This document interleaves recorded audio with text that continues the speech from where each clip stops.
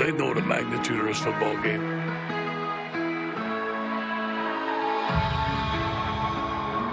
Two incredible programs competing at the beginning of the season. What more could you ask for?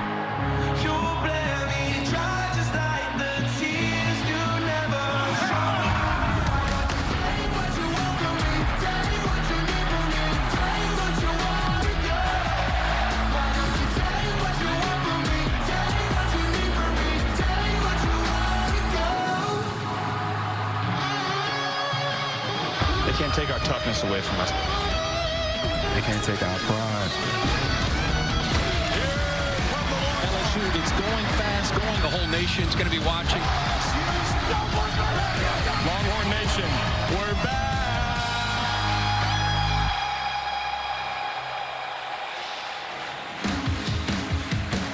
Welcome to Saturday Night Football on ABC, presented by Wells Fargo. Tonight in Austin, the temperature has been soaring. So too have the emotions and the anticipation as number 6 LSU comes rolling in to take on 9th-ranked Texas. These two don't play very often, haven't played in nearly 17 years, but they share enough old high school battles. They share a border recruiting territory that, well, things got a little animated in pregame. A lot of jawing, a lot of smack talk. I don't think that they were applauding the fact that LSU still thinks they're DBU.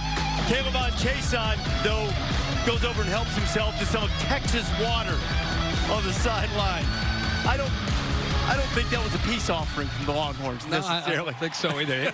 I think that chippiness has everything to do with Texas claiming DBU. Yeah. LSU takes exception to who has the best defensive backs in college football. Reese Davis and Kirk Herbstreit here. Chris Fowler covering the U.S. Open. And we haven't had the major upset in college football yet this season, but almost. We did in the big house. Yeah, Army gave Michigan all they could handle. Really outplayed them, but Michigan found a way to win the game. I think the game maybe that stands out to me is what Colorado did. Colorado and Nebraska. Colorado looked like they were down and out. Mel Tucker, the new head coach, first year, comes over from Georgia, teaching his team about fight. They came all the way back to win in overtime.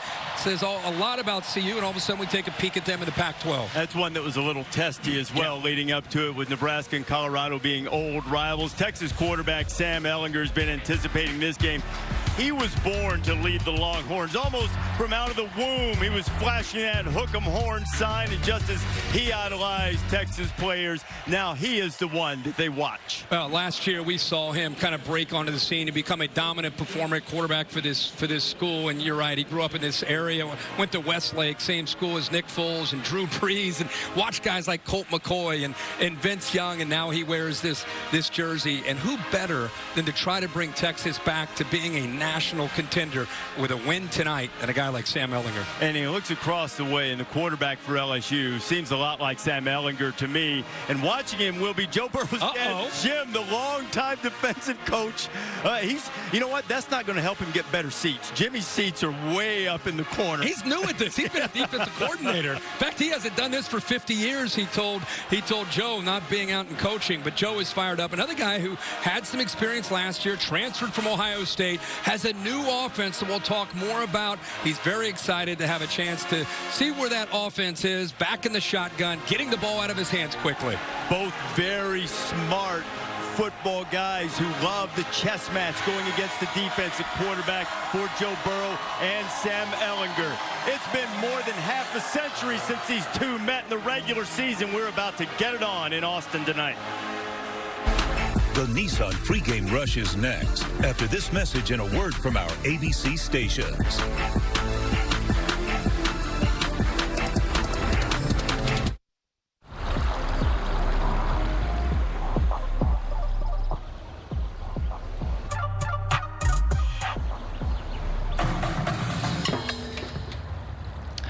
Rookie. Welcome to the Nissan pregame rush. Nissan, premier partner of the Heisman Trophy.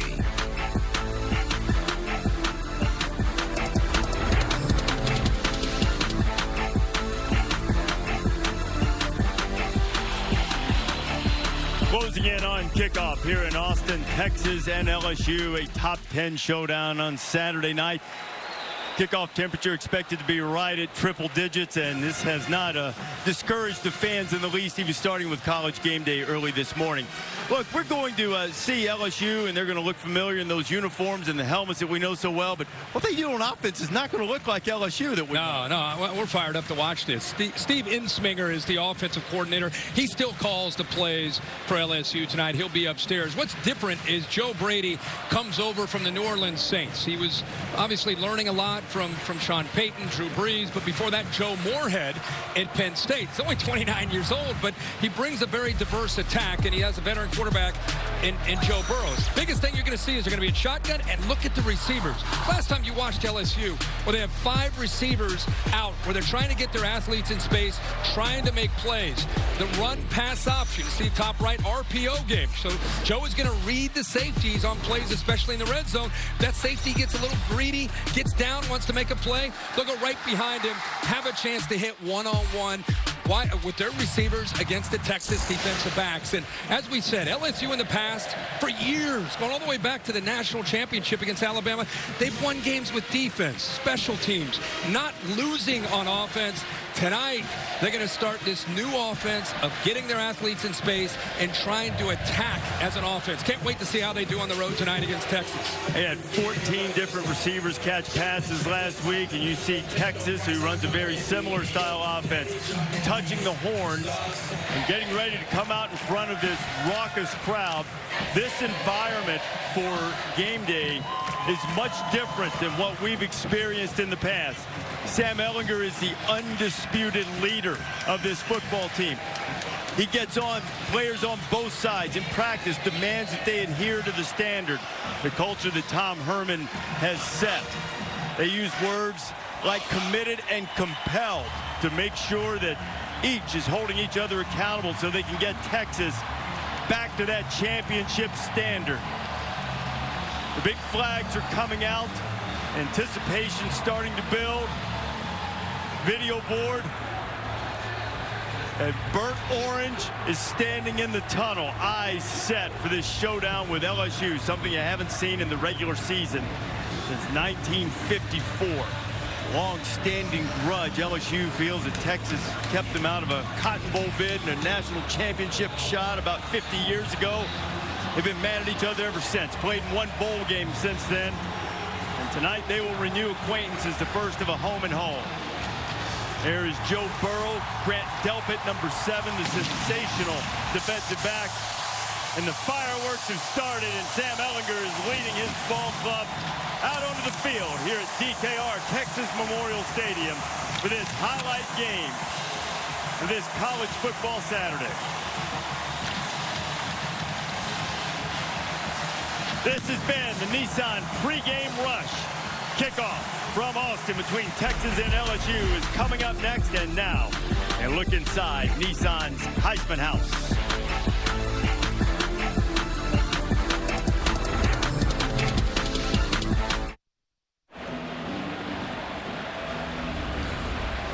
You're watching a presentation of the Big 12 on ESPN.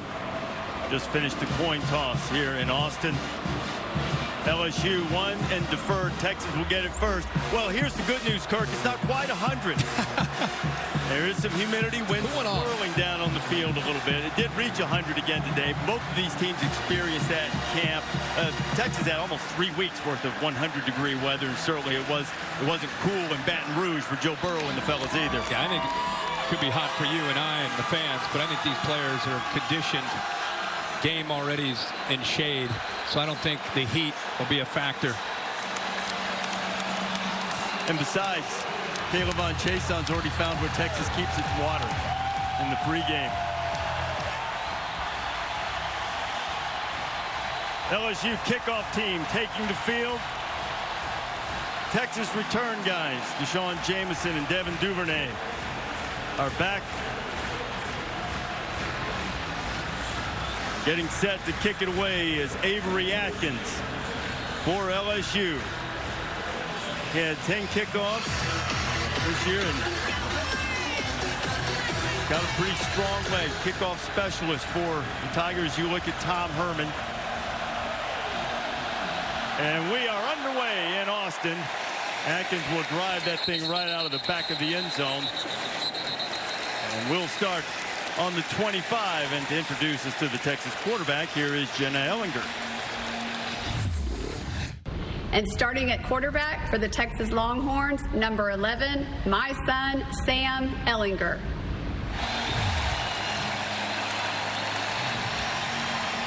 There is Sam. He had a sensational season last year, 25 touchdown passes, 16 touchdown runs. That was a record for touchdowns on the ground by a Longhorn quarterback. Yeah, one of the great leaders. In fact, we're going to get a look at two great leaders at quarterback for both of these teams. First snap from scrimmage. Ellinger sets up the screen, and it is Ingram who's got some running room along the left side. He'll pick up a first down and get things started for the Horns. Yeah, just a great call here early. A lot of energy in the stadium. You can feel it. This LSU defense is out to make a statement, try to intimidate this Texas offense. Really good call by Tom Herman and Tim Beck to take advantage of that energy, get him out of position, and then come back with a screen to try to slow them down, take advantage of that aggressive nature. 19 yards on first down. You'll see more quarterback run tonight. Ellinger, a tough runner, gets into LSU territory. And a great pickup on first down of 7, maybe 8. Texas only really has one truly healthy running back in Keontae Ingram. So you're going to see a little bit more of Ellinger running tonight. Yeah, and Ellinger in the bigger games runs a lot. You know, he's going to run by scrambling and creating, but a lot of called runs. That's just a quarterback counter. He's running that all the way, following the right guard and the right tackle around that left side for nice yards there on 1st and 10.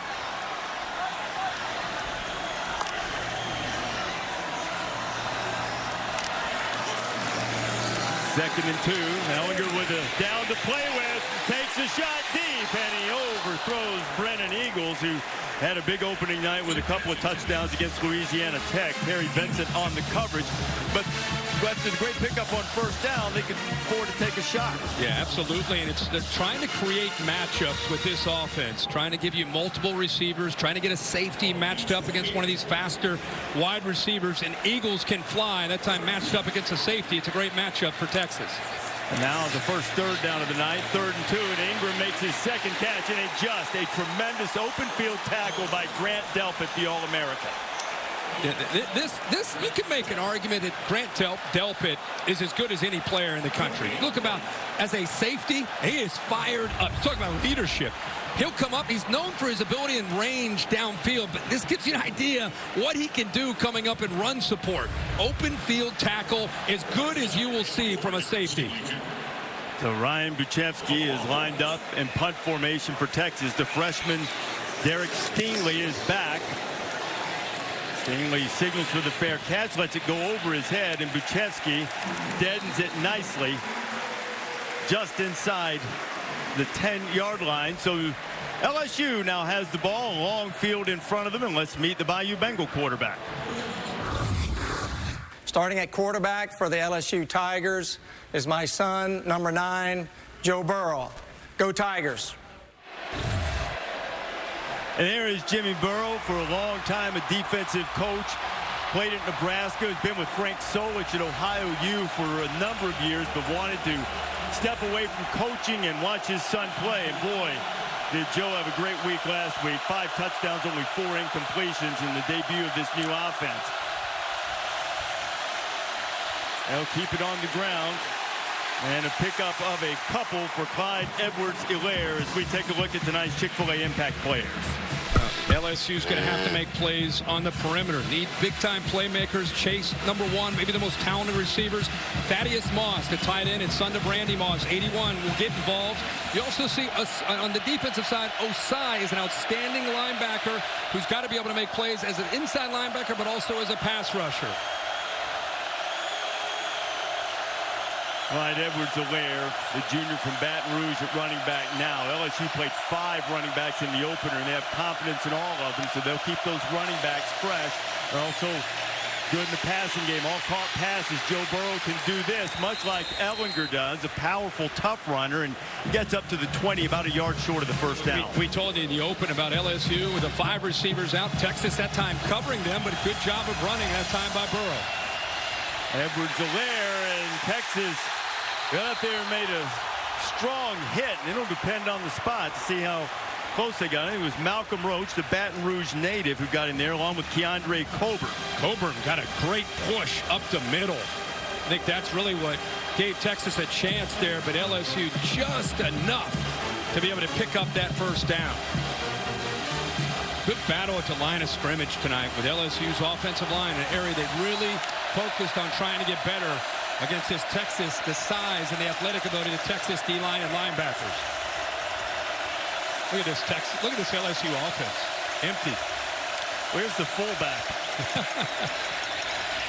Burrow pulls it down, and Joe will get up to about the 25, pickup of about 3 or so. See Steve Insminger on the right, offensive coordinator, been around, calls the plays. Joe Brady, the passing game coordinator, came over from the New Orleans Saints. Brought a very different approach. Steve Insminger, Coach O, very willing to accept this new approach, obviously, and they have worked very well together in developing this overall offensive scheme that the LSU Tigers are using in 2019. Jamar Chase going out to the left. That puts 4 receivers out on that side. Burrow buys a little time and completes the pass, and hit immediately is Racy McMath, Jalen Green with tight coverage. Yeah, and McMath had to try to work back off of pretty tight coverage by Green. These first couple throws, I think Texas has been hearing all they want to hear this week about Joe Brady and this new offense and 5 receivers. They're paying close attention. They've got everybody dropping, taking away those 5 receivers, forcing Burrow to run. LSU needs 2. Converted a 30 short moments ago. Edwards-Helaire spins away, has the first down. Clyde Edwards-Helaire is finally dragged down just short of the 40-yard line. Jeffrey McCulloch had a shot at him, but Clyde left him in the dust. Watch the left side here. Just close this down. Give him the edge. Thaddeus Moss, the tight end, does a nice job. You also see the receiver, Justin Jefferson. LSU going a little tempo here. Al Burrow takes a shot way down the field to the right side. Hey, he's got his man. It's Terrace Marshall. But Marshall's the receiver that LSU fans have been waiting and waiting for him to come on and become he was the #1 ranked wide receiver coming out of high school a couple years ago, and now you're starting to see in his second year the playmaking ability he can especially make downfield, but a great throw by Burrow, who is in rhythm and put that right exactly where Marshall wanted it. Picked up 38 and then back to the ground to get right on the cusp of the red zone. It'll be second down. So a lot of the throws in the opener against Georgia Southern close to the line of scrimmage, and this stretches them out a little bit going deep on that. And especially the timing of it. A little bit of tempo, trying to catch Texas napping, trying to create a little confusion or doubt with the call coming in from the sidelines from Todd Orlando. It mixed their tempo up very nicely on this drive. Edwards-Helaire. Texas closes quickly and knocking down just inside the 20-yard line. B.J. Foster was the first one there. I think that's the biggest difference I've seen in looking at Texas, and I know it was just 1 week against an inferior opponent, but the speed at the second and third level. They're breaking in some new faces, but you can see the recruiting efforts of Tom Herman over the last couple of years. There's a lot more speed overall for Todd Orlando as a defensive coordinator to work with. Orlando's a guy who loves to create negative plays, and Texas could use one here. See what kind of pressure Orlando dials up. He gets some heat, and Edwards-Helaire can't hold it. B.J. Foster was right there. McCulloch, and the Texas defense stiffens. Well, they like to go with those bunched formations, kind of condensed formation here to try to create some doubt or confusion. But B.J. Foster sat there, waited, read it the entire time. So even if Edwards-Helaire had a chance to catch that, he's not going anywhere.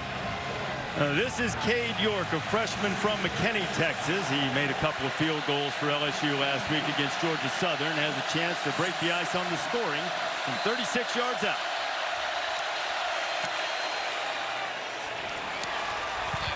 Back in his home state, and York has the first points of the night for Coach O, and LSU has jumped on top 3-0.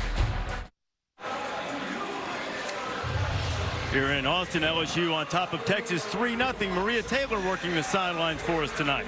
That's right, Reese. And I just heard the message to this LSU offense, and it was basically they cannot cover us at the wide receiver position, but we're going to have to stay patient. So they're not happy that they had to settle for that field goal there. But the message that I received from receivers like Justin Jefferson throughout the course of the week is that they love the way the new offense is being run. He said every single day we're watching Saints film, I get to watch wide receivers like Michael Thomas do their job, and it's been so much fun to say that we're running a pro offense in college.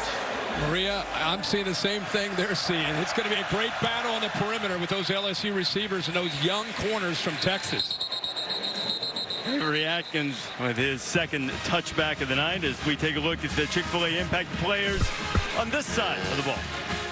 Texas, of course, has to have Ingram, the back, stay healthy tonight and be able to give them balance. Colin Johnson, big, tall receiver at 6'6". When he's left one-on-one, he can make plays downfield. Chason, we talked about him earlier from Houston, fired up for this game. And Grant Delpit is already made his presence felt. The leader on the back end, one of the top players in all of college football. And a great open field tackle earlier. Stop the Texas drive. And now Ingram looking for a little running room in the middle and spins off a couple of tacklers and gets up across the 30-yard line. And Texas has had some early success on first down. For Texas fans watching Ingram, you see that left brace and a bruised knee throughout camp. Tried to rest it as much as he can. They say that he's close to 100%. Just continues to wear that brace to give him protection. But he's more physical, a lot faster in his second year in this offense as a sophomore. We've touched on it a bit, but they've had a remarkable run of bad luck at the running back position. Freshman quarterback Roschon Johnson is the backup running back tonight. He's really the only other guy they have healthy.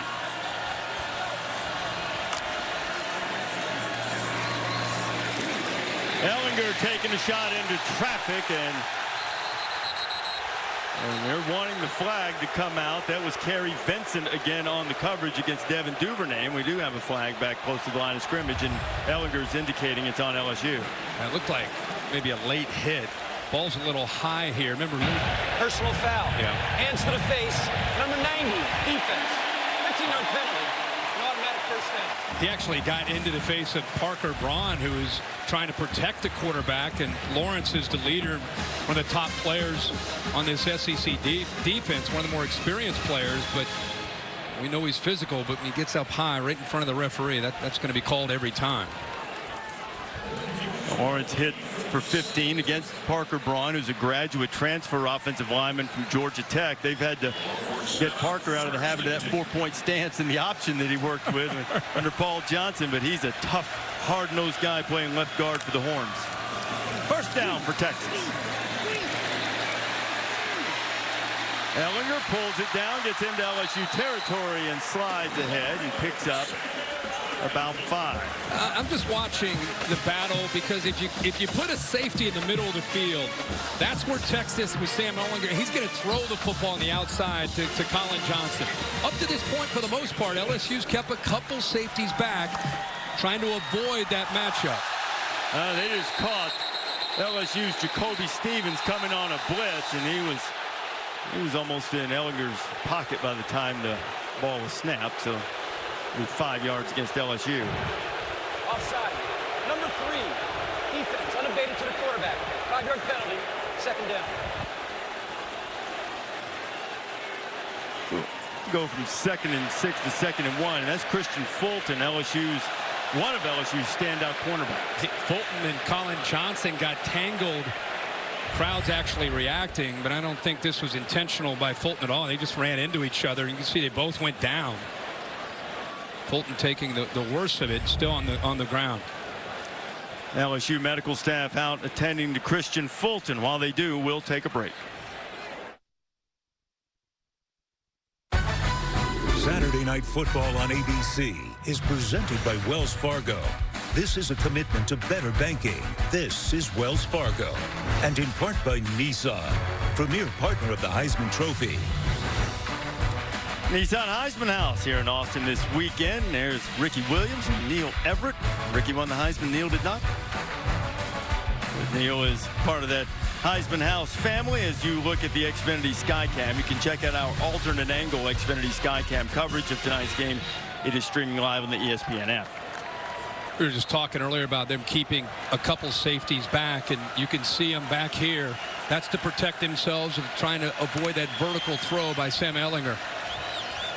And Maria told us that LSU retaping Fulton's right ankle, and they reach into the bag of tricks, and now Ehlinger is going to be a receiver, and Sam Ehlinger catches the pass and has a Texas first down.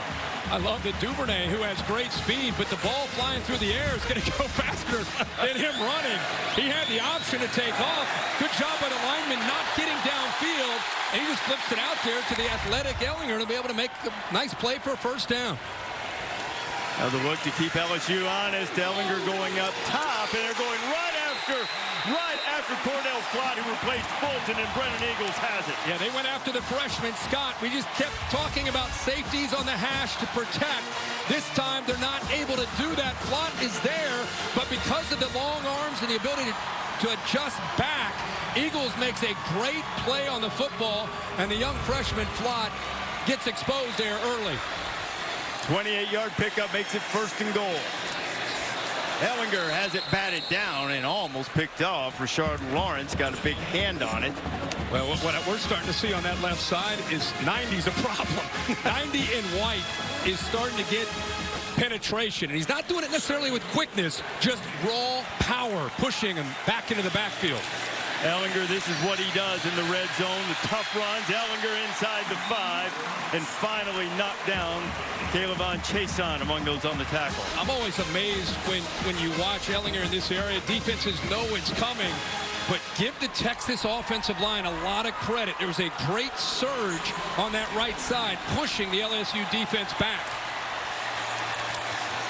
Ehlinger, it's like he wants to throw it, and now he'll just throw it out of the back of the end zone.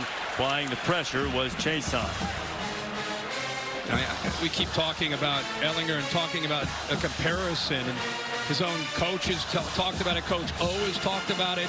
But to me, the Tim Tebow comparison, especially down here, is a very fair comparison. Fourth down, and the offense is staying on the field, fourth and goal.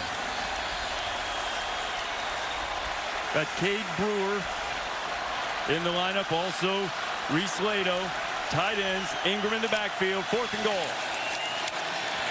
Ehlinger to wide open zone. He dropped it. They had the right play drawn up, and Keontae Ingram couldn't haul it in.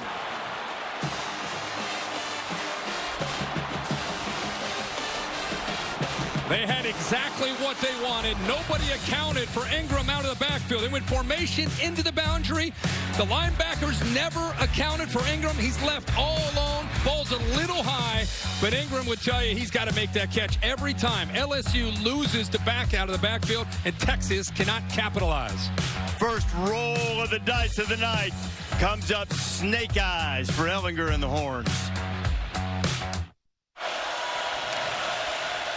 LSU has it from its own 3. Missed opportunity for Texas on fourth and goal.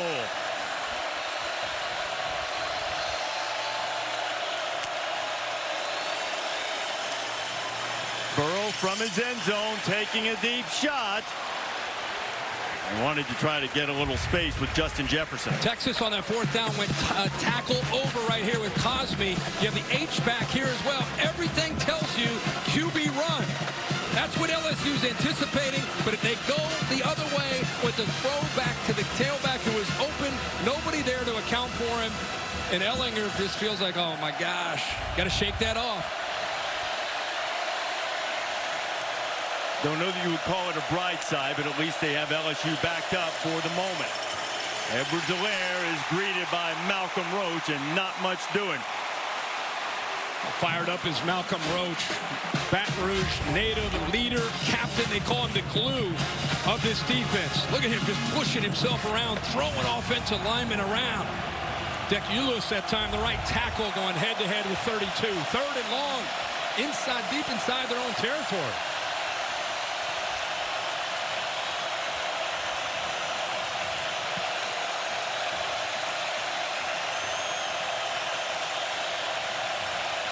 LSU's 2 for 3 on third down so far.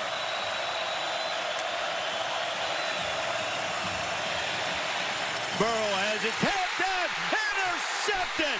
Joseph Osai has it, and Texas is set up right back on the doorstep. That's a great effort up front by Texas in the defensive line. McCulloch also does the job of getting his hand on the football to knock it loose. Watch 23 right there. Ball goes up in the air, and the eyes are on the football. Osai makes the play and almost takes it into the end zone. So they call that their cowboy package. They put 8 defensive backs on the field, and a nice job of getting a hand on the ball by McCulloch.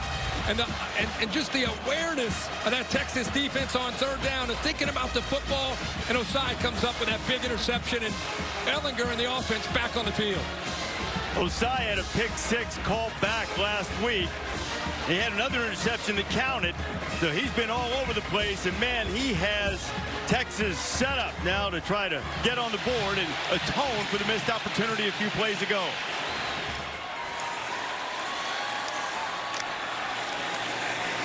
Ellinger picks up 1, maybe 2. It'll be 2nd and goal. He told us he dropped 3% body fat yesterday. And I said, you know, we both looked at him. He looks great. I thought he looked great last year, but he wanted to just get a little quicker. He's got the power. I mean, he's a powerful man in the weight room. But he felt like, you know, a lot of guys, they're trying to tweak something from one year to the next, and that was something he wanted to work on. But don't underestimate his leg drive and power that he has in this area.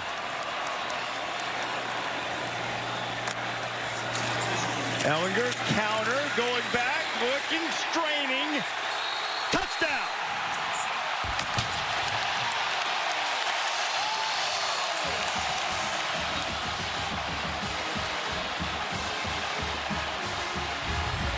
He's a 550-pound squat guy, which tells you when he gets into this position right here, he's not going to let up. Oh, they're going to take a peek at that. Yep. The right knee actually touched about at the half-yard line.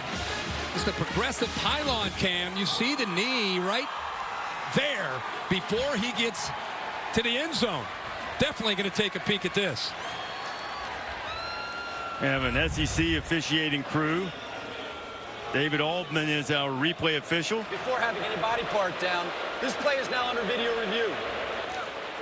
And that is John McDade, our referee tonight. And Coach O's defense, we believe, is going to have another opportunity. I think they're going to mark that. And, you know, there's a little room there. I mean, it's fairly close to the 1-yard line, it looked like. We'll see exactly where they mark it. And we're talking about that leg drive and that power and how he hits the collision. He's not going to let up. That's where all that training and work comes in for him.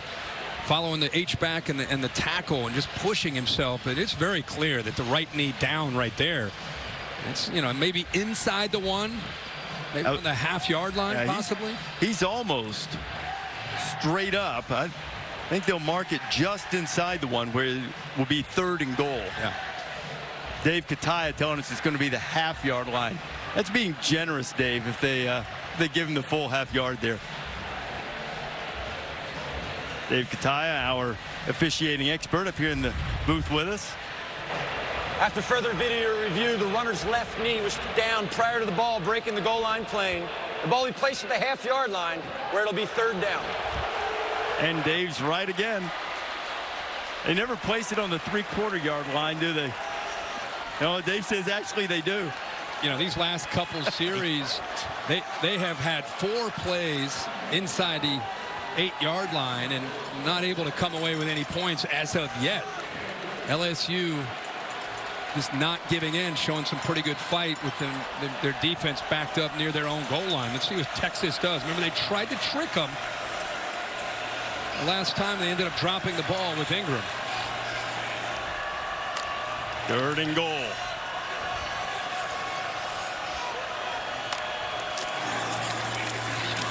Deontay Ingram denied. And if anything, he lost. And he lost.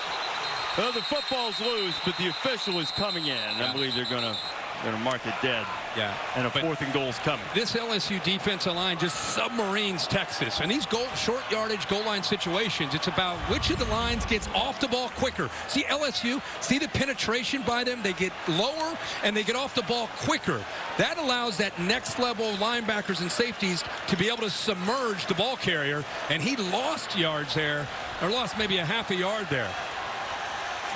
There's Patrick Queen coming in there. So Texas, it's 2nd, 4th and goal opportunity of the first quarter. Ellinger going right, being chased, not much room, and LSU stops him again. It was Queen and Glenn Logan. Yeah, but you also have to see, before you get to Queen, you got to look at this defensive line. You talked about Logan. Watch the push through here. It allows these guys to scrape with their speed. 97, Reese, you talked about there. Logan, he does a good job of pushing it, and then the linebackers are able to clean it up. So many times we've seen Ellinger have success in these red zone situations, but the Bayou Bengals were swarming, and Coach O loves him some defensive line play. 8 plays now from the 8-yard line or closer, and no points for Texas.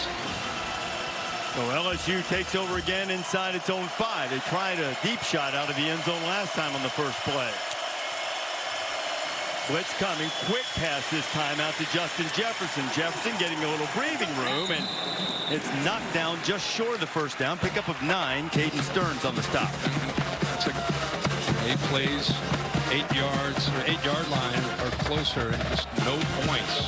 I like Tom Herman being aggressive. He's at home. He's got this crowd. Why not take those chances? But give LSU all the credit. And you can say whatever you want. He had a drop pass for a touchdown. I get that. But LSU deserves credit. Playing on the road, backs against the wall, playing and showing a lot of fight, especially up front on that defensive line.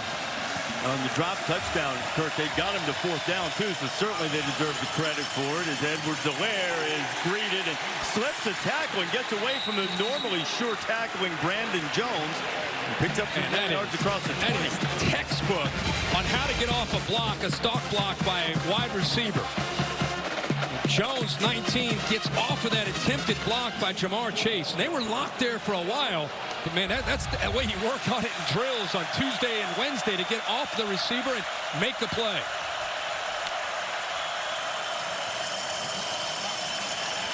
Burrow ducks under the first man on the pressure, but not the second as B.J. Foster gets him down. Tom Herman hired Todd Orlando as his defensive coordinator because he liked how he plays complementary football together. It's the schemes and how they coach together. He is an aggressive coach. Believes in confusing quarterbacks and offensive linemen and bringing linebackers and safeties to get after the quarterback. Tigers need 6.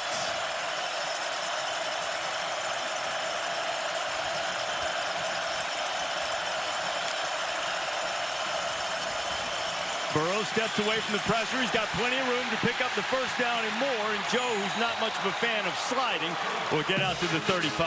Yeah, but when you bring all your linebackers and there's nobody there to account for the quarterback, he's going to get to the outside. Everybody's playing man-to-man. Somebody's got to be there to spy the quarterback, or because of the speed and the awareness of Burrow, he saw that. He saw the inside blitz, and he thought, is anybody going to come with me? Right away, he saw nobody was with him. Easy to pick up the first down there on 3rd down. 16 yards on 3rd and 6.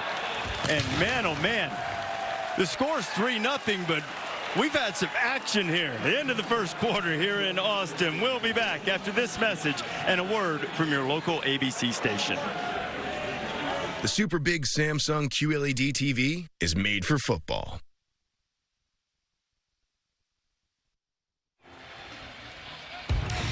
Sun's starting to go down in Austin. Welcome back to Saturday Night Football on ABC, presented by Wells Fargo. I want to go back to something Maria Taylor said she heard on the sidelines. The LSU receivers saying they think they can win on the outside.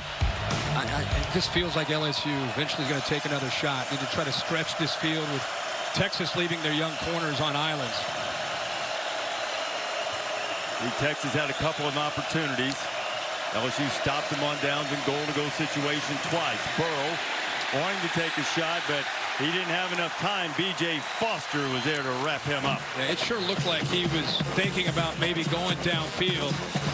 He was trying to look for the deep post to his big, tall receiver, Marshall. Just good coverage downfield. And, he had to just pump one extra time, and by then you could see that defense from Texas getting into him, led by Foster. A lot of people might be wondering, why is he clapping and then looking over?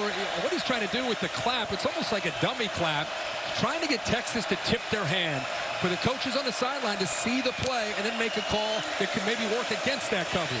Option look, the pitch to Leonard Fournette, and Fournette is knocked down in the backfield. Jeffrey McCulloch, who's been active early. But McCulloch has been all over the place. We talk about the speed of this defense. Watch them move at that second level.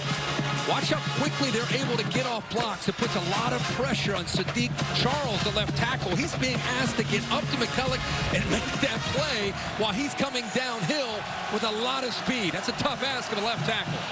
Charles didn't play in the opener. Suspended, or what Ed Ogeron termed something handled in-house. He couldn't handle McCulloch on that last play. 3rd and 18 facing Burrow.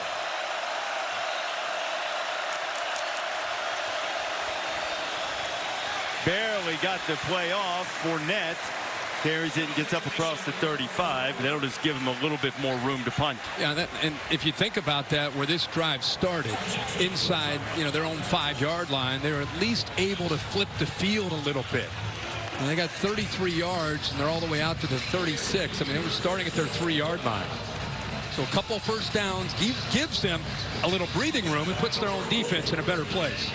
Zach Von Rosenberg, the 28-year-old punter, averaged nearly 52 yards per boot last time, and driving it deep to Jake Smith. And Smith, maybe perhaps dangerously for the speedy athletic freshman, scooped that thing up and didn't have far to go. But Texas will have the ball back, down 3-0 to LSU.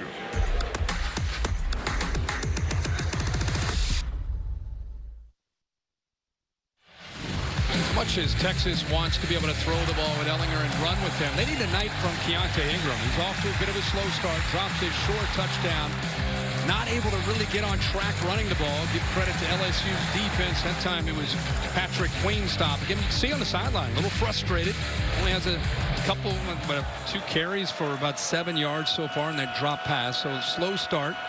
Long way to go, though. He had a big catch on the opening play. He's taking a break now, and the erstwhile quarterback, Rashawn Johnson, getting his first carry and showing good running skills as we check in with Maria. Well, Kirk, you mentioned that frustration. When Ingram came over to the sideline, he slammed his helmet down and started walking back and forth, and eventually you could see his teammates crowding around him, wide receivers like Brennan Eagles telling him, hey, keep your head in it. At one point, he actually grabbed his head and said, stay in it. Back to Johnson again, and Rashawn Johnson, who started coming in as a quarterback from a run-based offense, and they're really working on overhauling his throwing motion, but he's strong, he understands pass protection, and he's certainly athletic enough to run.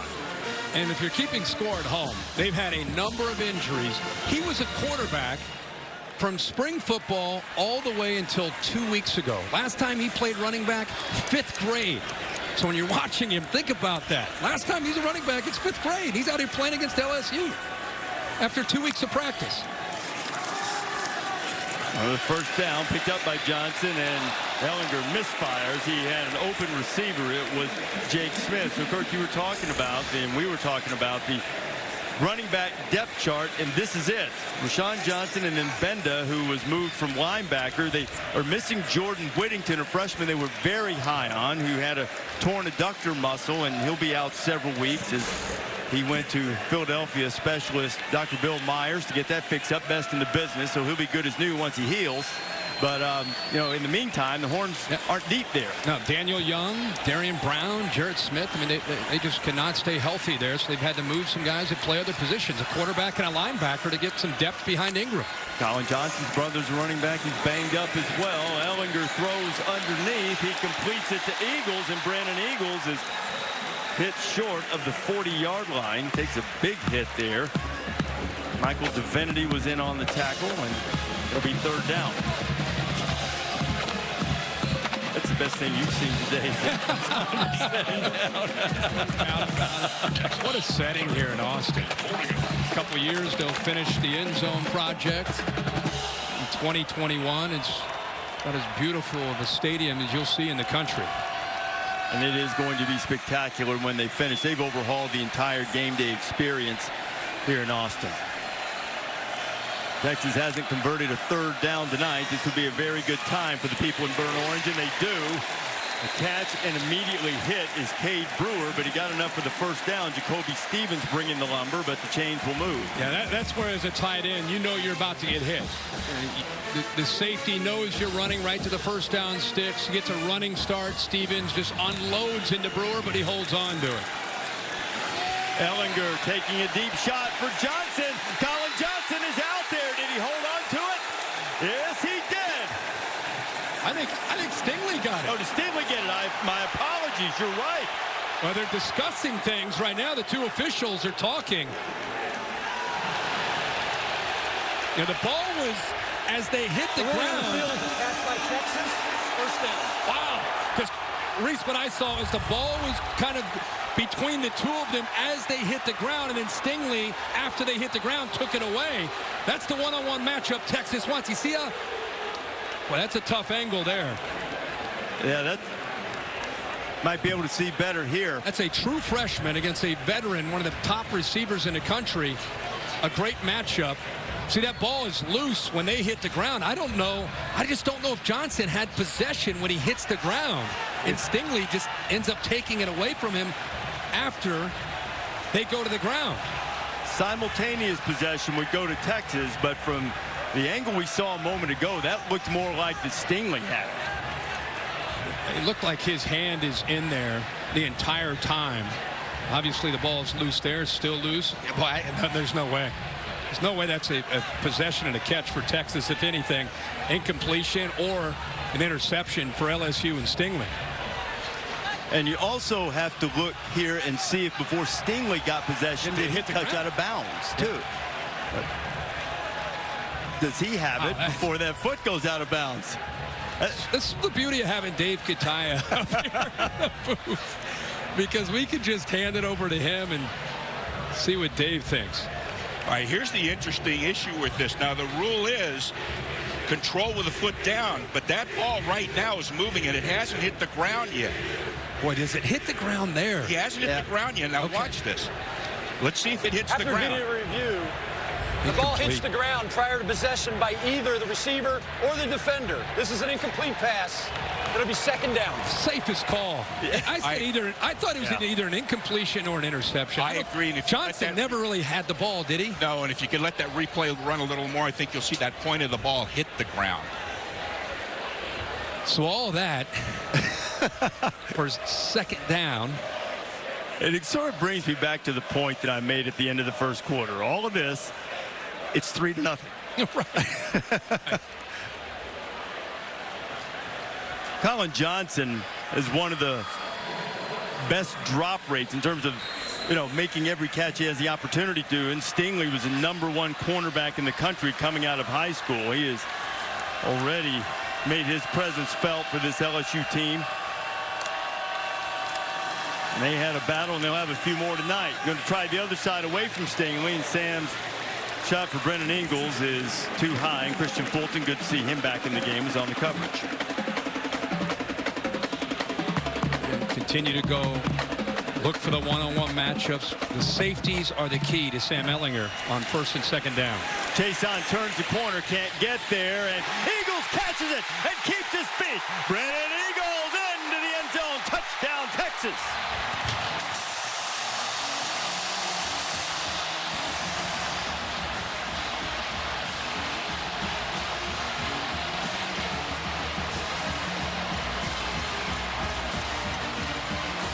And that is Texas' first 50-plus yard play from scrimmage since 2017. Think about that. 3 straight plays where Ellinger goes downfield attacking the corners, trying to win a one-on-one battle. Even on 3rd and 10, they went back to it. And as Eagles third touchdown catch of the year. Well, Eagles is 6'4", Johnson is 6'6". I keep talking about the safeties over the top to protect these corners, even though they're talented. Fulton took a chance, a gamble. He tried to undercut it to make a play on the football, and he underestimated where that football was thrown. It got over top of him, an easy catch for Eagles, walks into the end zone for the Horns. Saturday Night Football, presented by Wells Fargo on ABC, is brought to you by Buick, proud partner of the NCAA. Dell. Call a small business technology advisor at 877-BUY-DELL. And Pacific Life, 150 years strong. Protection and retirement solutions for your future.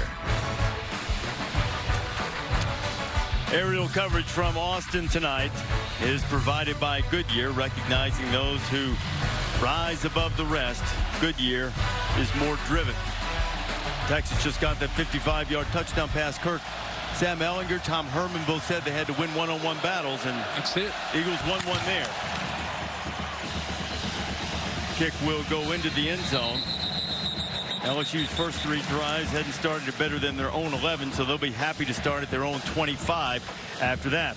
Next week, Saturday Night Football, presented by Wells Fargo, will be in Syracuse, New York. Dabo and #1 Clemson go in to take on a team that's really given them trouble, though didn't give Maryland any trouble today.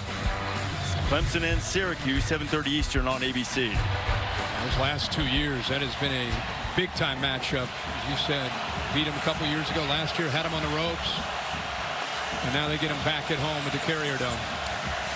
They'll need a little atonement after what happened to them. The Terrapins today. Maryland laid it on Syracuse. Clyde Edwards-Helaire picking his way and gets maybe 4. Right now, Joe Brady on the left, passing game coordinator Steve Insminger, who is the play caller and offensive coordinator, trying to figure out the best way to attack. You see what Joe Burrow will look at from time to time.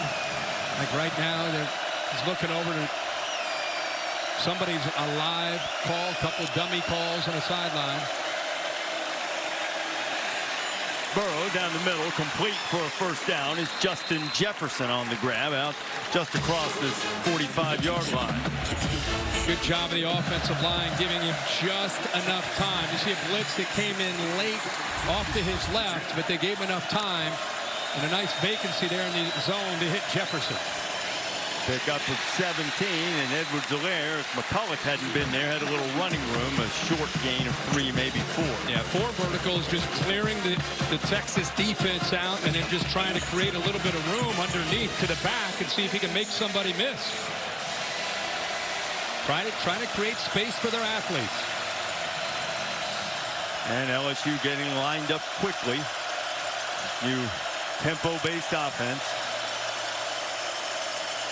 Burrow leaves it inside, and Edwards-Helaire pops out of the crowd.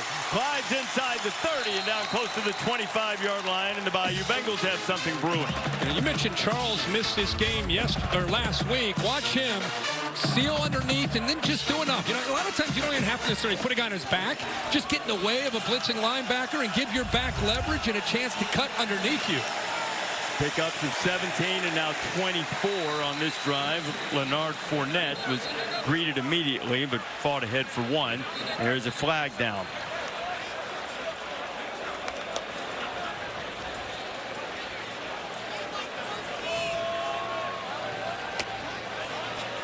And John McDade sorting out. I think we had some people sprinting toward the sideline. Offside. Substitute not able to get on the field on the defense. 5-yard penalty from the previous spot. First down. Well, Tom Herman's talking about if they're substituting, we need a chance to substitute. He looks like he's telling the official, hey, they substituted. You need to give us a chance to be able to get on the field. The official said no, they did not substitute, and that's why Tom Herman looked like he was frustrated. But we showed the coordinators upstairs. One of the things that I'm sensing, besides his execution, is putting their foot on the accelerator a little bit and getting this Texas defense to drop back a little bit, get them on their heels in the way they're attacking them.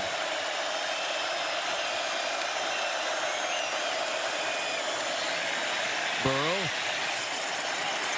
Finds Jefferson again. Second time on this drive. Another first down, and LSU has first and goal. And when you have linebackers that are aggressive, they're coming downhill, and they're getting caught up in crossing routes underneath them, it's creating a nice hole, a little vacancy behind them on crossing routes. Leonard Fournette, the brother of Leonard. A short gain on first down. A couple times we've seen him have time to throw, and he's dumped it underneath to just give those linebackers enough to think about things that could happen in front of them. So now their eyes between the running game and the short passes, they're getting up, and he's looking over to get confirmation on the play call. But he's finding that nice hole there to Justin Jefferson a couple times to pick up big chunks of yards. Seventh play of the drive coming on second and goal.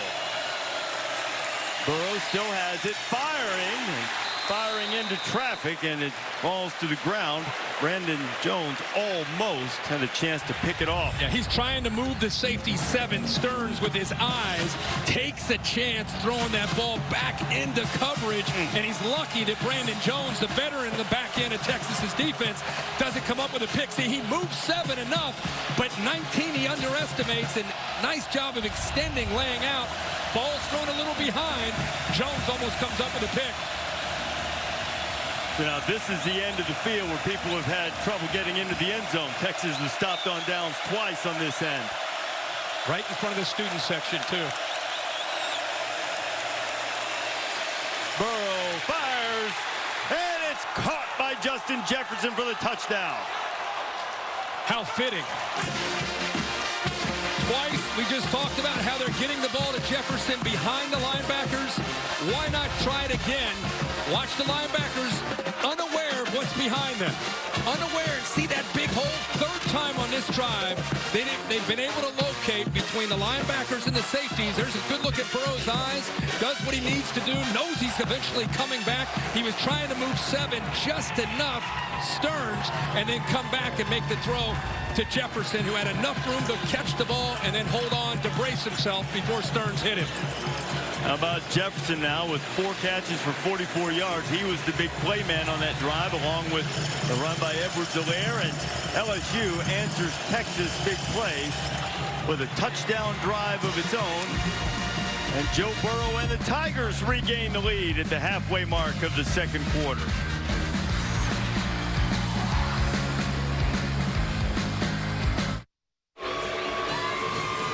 This season, Taco Bell is celebrating student sections and passionate fans like the ones you see here by awarding the Live My Student Section of the Year. Longhorn Student Section already on the national watch list.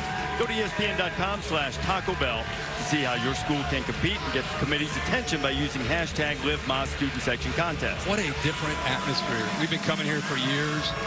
They've changed the stadium.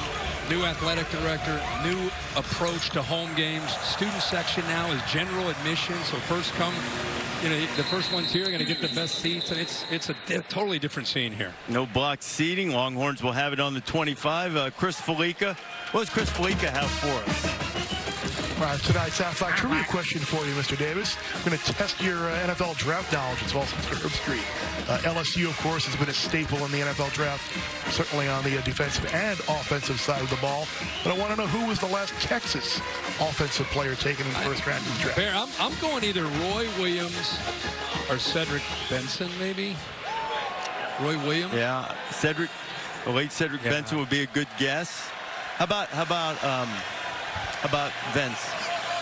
Vince Young?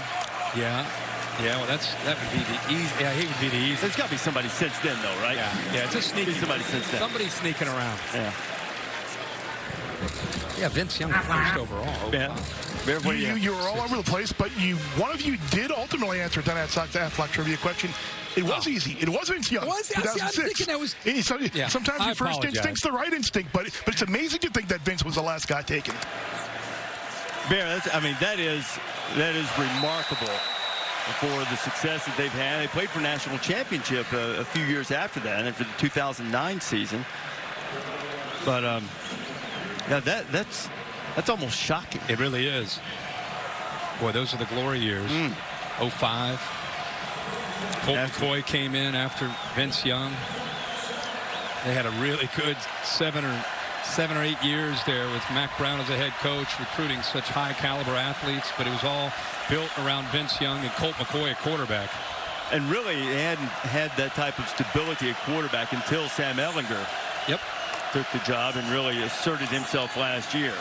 Here is Ehlinger on third down. Ehlinger, and the flag comes flying out. Yeah, the Texas receiver Duvernay is actually tackled this time by Jacob Phillips. Officials saw that and will call that and give Texas a first down.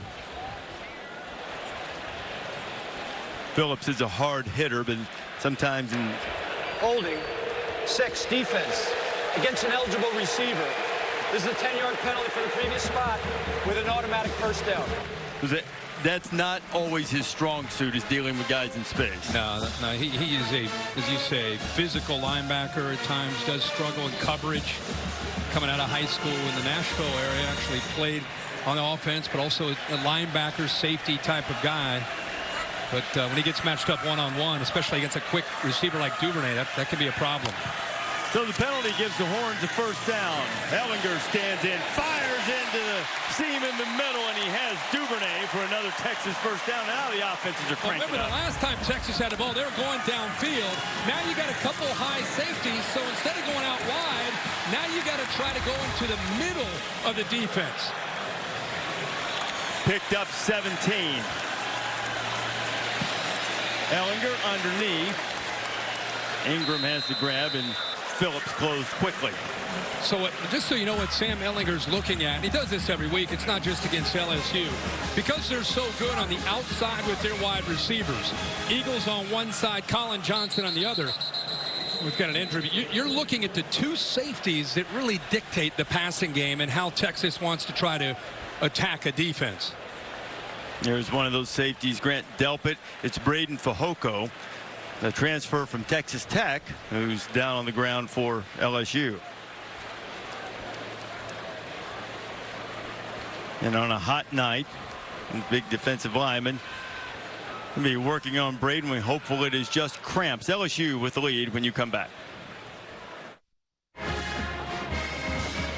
Don't forget to check out our Target Command Center coverage of tonight's game. It is streaming live on ESPN3 and the ESPN app. You can keep up with the stats, have a lot of different looks at our coverage of LSU in Texas. Texas 143 passing yards, and their main target, Colin Johnson, yet to make a play.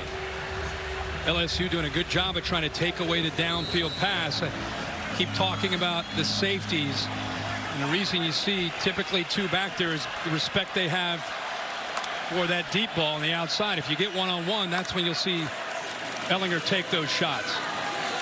Rashawn Johnson back into the game at running back, and Rashawn works his way just inside the 40-yard line. It'll bring up third down.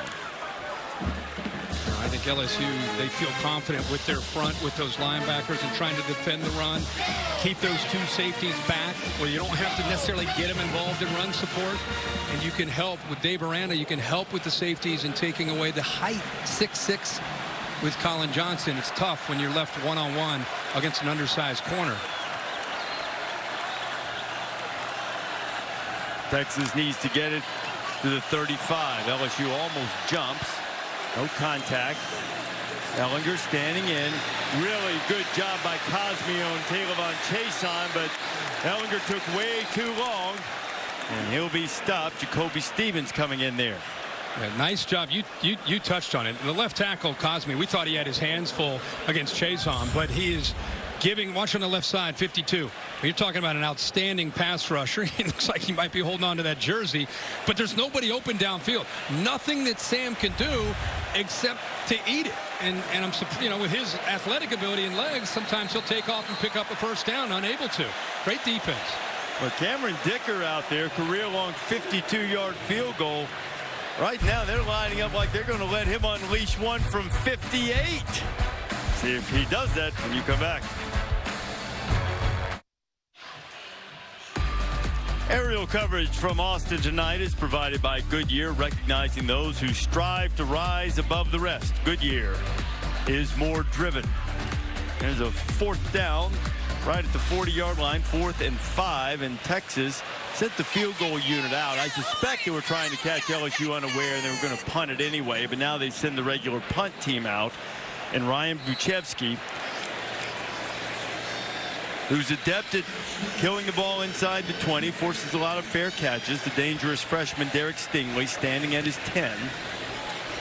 And Derek's not going to get a chance at that one, and it goes into the end zone. It'll come out to the 20. Last time LSU had the football, Joe Burrow had his best drive. 8 plays, 75 yards, and a touchdown.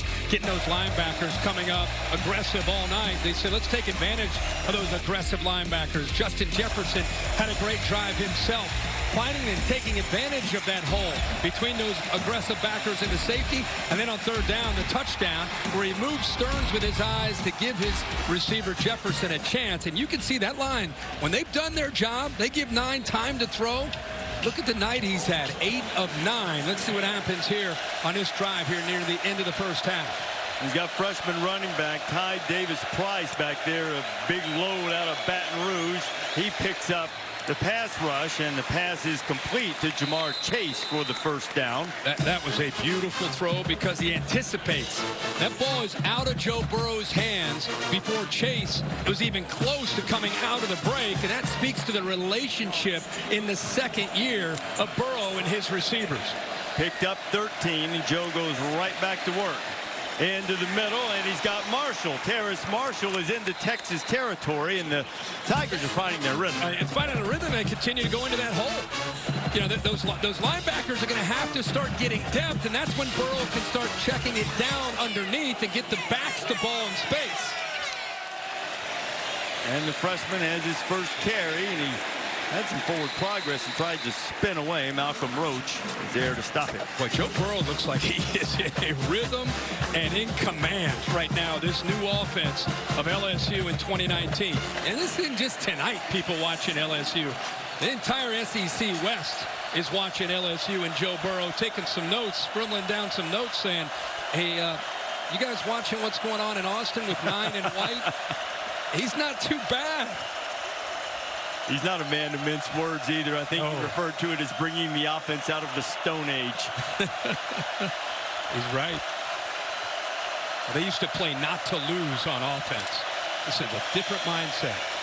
Jones bringing the heat from the outside. Now Burrow's going to throw it to an open Chase, and Jamar Chase has it, a first down inside the 25. Condensed formations. You see this in the NFL with the Saints. You see this with the Rams.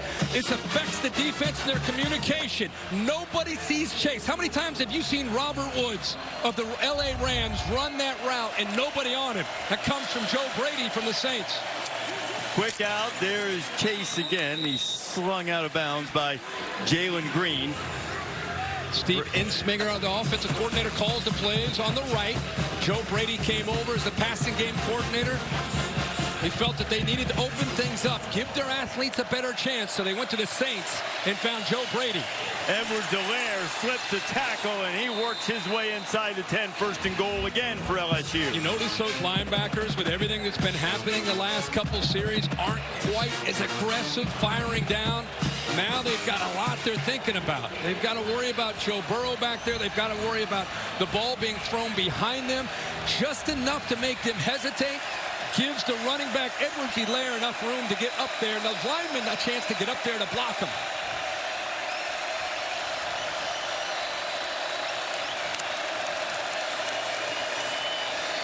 On first down, Burrow to the back of the end zone, and Chase can't hold on to it.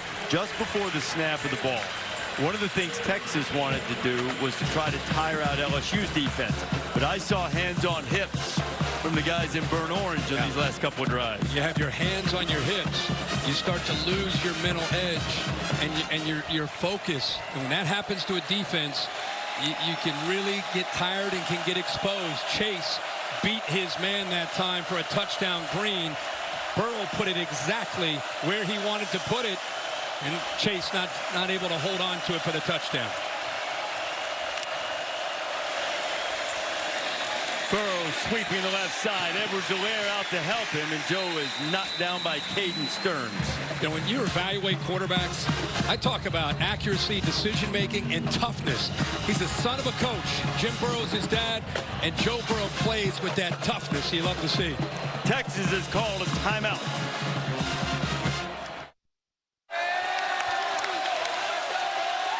Cade York lining up for a 33-yard field goal attempt for LSU, trying to put the Bayou Bengals up by 6. And York is true for the second time tonight. He has great lift on those kicks. And he's made a couple of them for Coach O.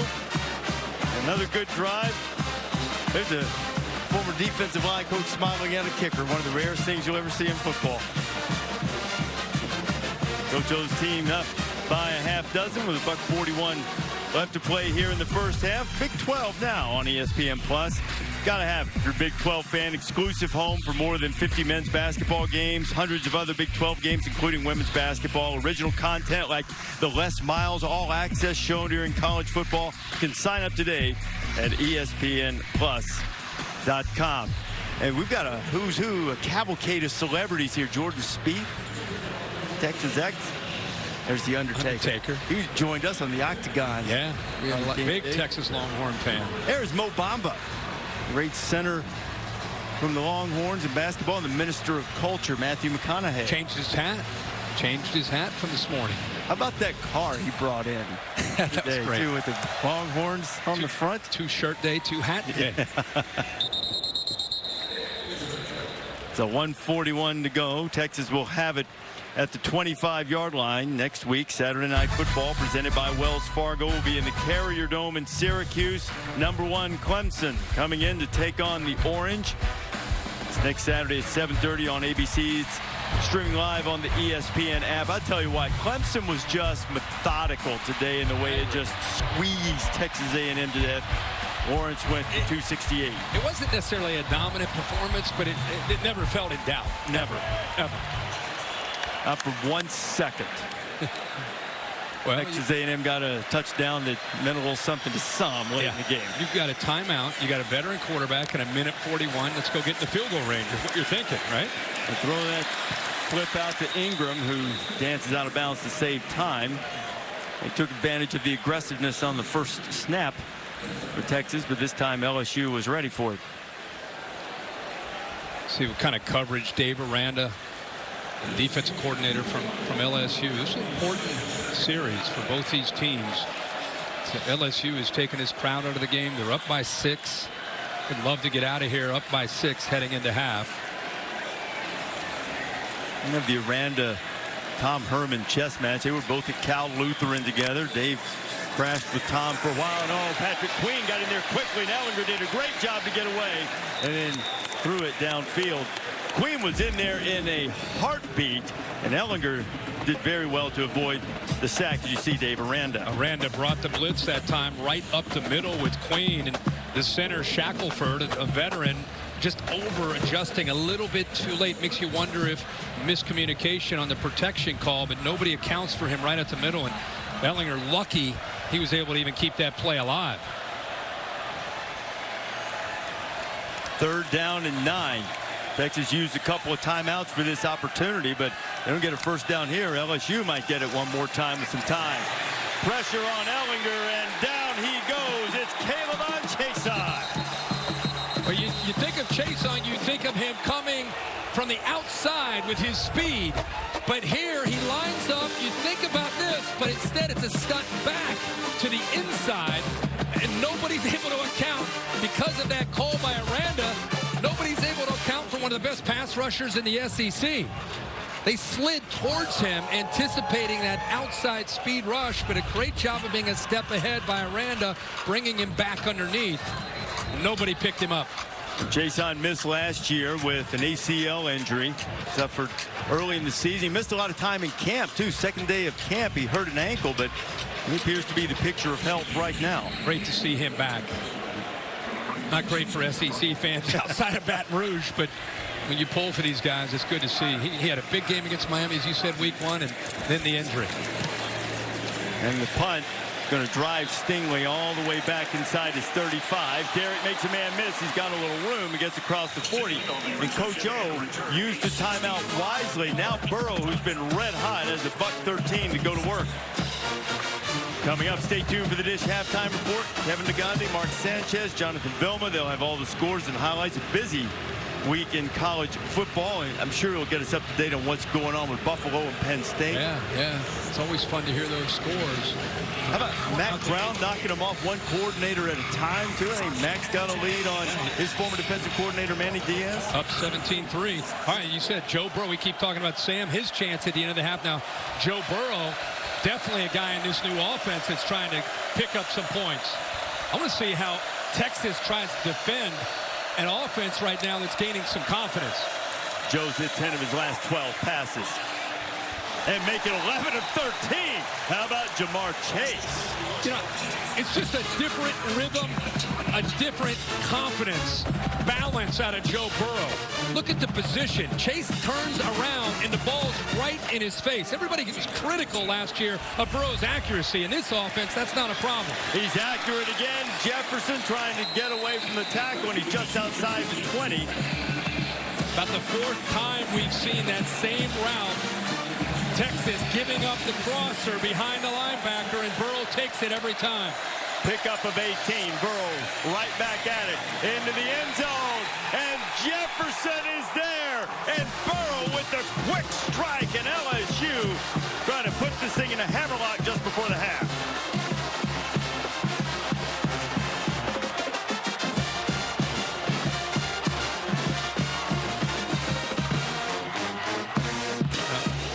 Dad decided to get out of coaching to watch his son play. His mom is there as well. That, my friends, you better be taking notes and watching Joe Burrow. Watch him hitch, step, throw exactly where he wanted that ball to be. Up, high, and back where Jefferson can adjust. The Texas defender never sees the football. And I tell you, as much as I love watching Burrow, this Justin Jefferson is a big-time receiver at LSU. You know what? This is very much based on the New Orleans Saints offense. That's where Brady came from. I'm not going to say he's breezed, but there's another number 9 that would be proud of that drop. I think they're checking just to make sure that his elbow got underneath his arm, got underneath the ball, and they cleared it. It's a touchdown for the Tigers. I don't think there was ever any doubt about that. Jefferson blocked those big mitts on it. Took care of business, and boy, oh boy, Texas missed a couple of opportunities on goal-to-go situations early. And here at the end of the half, LSU is starting to carve up that Longhorn defense. They have a 20-7 lead. Coach O's feeling it right now. He sure is. This offense was well advertised that Joe Brady came over to kind of help Coach O and Steve Ensminger on, you know, let's open this offense up. Let's take a few more chances. Let's be aggressive. Let's attack. Joe Burrow said this week, we want to be one of the best offenses in the country. And we all thought, oh, that's good. Let's see how they do on the road against Texas. And, you know, it's a half so far, but you got to be really excited to see what we're seeing from Joe Burrow, the rhythm, the balance that he has. Last year he was under center. It just wasn't a fit. He grew up in this kind of offense, and you can just tell the different level of confidence that he has in this offense. There are many years that LSU, after stopping Texas on that last defensive series, Kirk, would have been perfectly content. Let that clock wind down, run out, go to the half with a 13-7 lead. Instead, they call timeout. They get it back, and boom, boom, boom. Now the lead's 13. And see, I think that's the thing. It's not just an offensive philosophy. It's a different approach by LSU as a team. It's no longer defense and special teams and avoiding a disaster on offense and being conservative. Now it's what their fans have been waiting for years. Opening things up, having a quarterback that can attack a secondary. And right now, the way LSU is attacking that Texas secondary, even though they have the lead, they can just keep pushing the ball down the field against the Texas defense. Ellinger's not going to go quietly into the half, but Michael Divinity didn't play last week. And team in family in-house situations back in the lineup and applying pressure to Sam. 2nd and 10 with 41 seconds left in the half. You know the folks in Tuscaloosa are watching this one. What they're saying, what's going on with the LSU offense? It is something foreign to most of the SEC, and man, Coach O had a vision of what he wanted on offense. He found the right guy. Steve Ensminger has been very gracious in allowing Brady to teach them the offense and then implement it. Now Texas keeps it on the ground with Ingram with half a minute to play here in the first half, and Longhorns might need to go in and regroup. Yeah, Texas cannot get the ball thrown downfield at all. You know, their best receiver, Colin Johnson, up to this point, doesn't have a catch. He's 6'6". He catches the ball on everybody that he faces in the Big 12.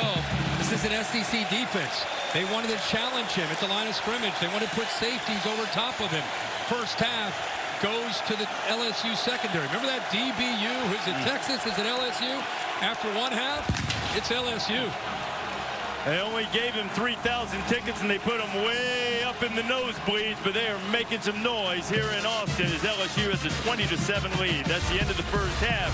Here at Texas, halftime report with Kevin Nagandi, Mark Sanchez, and Jonathan Vilma is coming up right after these messages. You are trained and built for games like this. You're built for them. Got the Tigers and the Longhorns just going down on the 50-yard line. We got all the makings of a Saturday night. And LSU stops them again. We got all Eagles catching it. Touchdown Texas. Burrow with the quick strike, and LSU trying to put this thing in a hammerlock.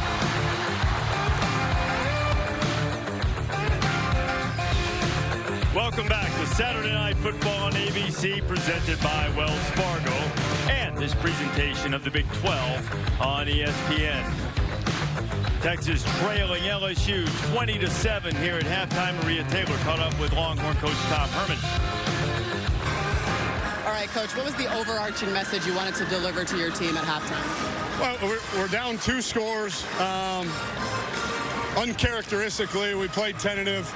You know, we dropped the pass in the end zone. We had a missed assignment again. You know, our goal line offense, not real good right now, but it's a really good football team we're playing. And if we play our game, we're going to be just fine.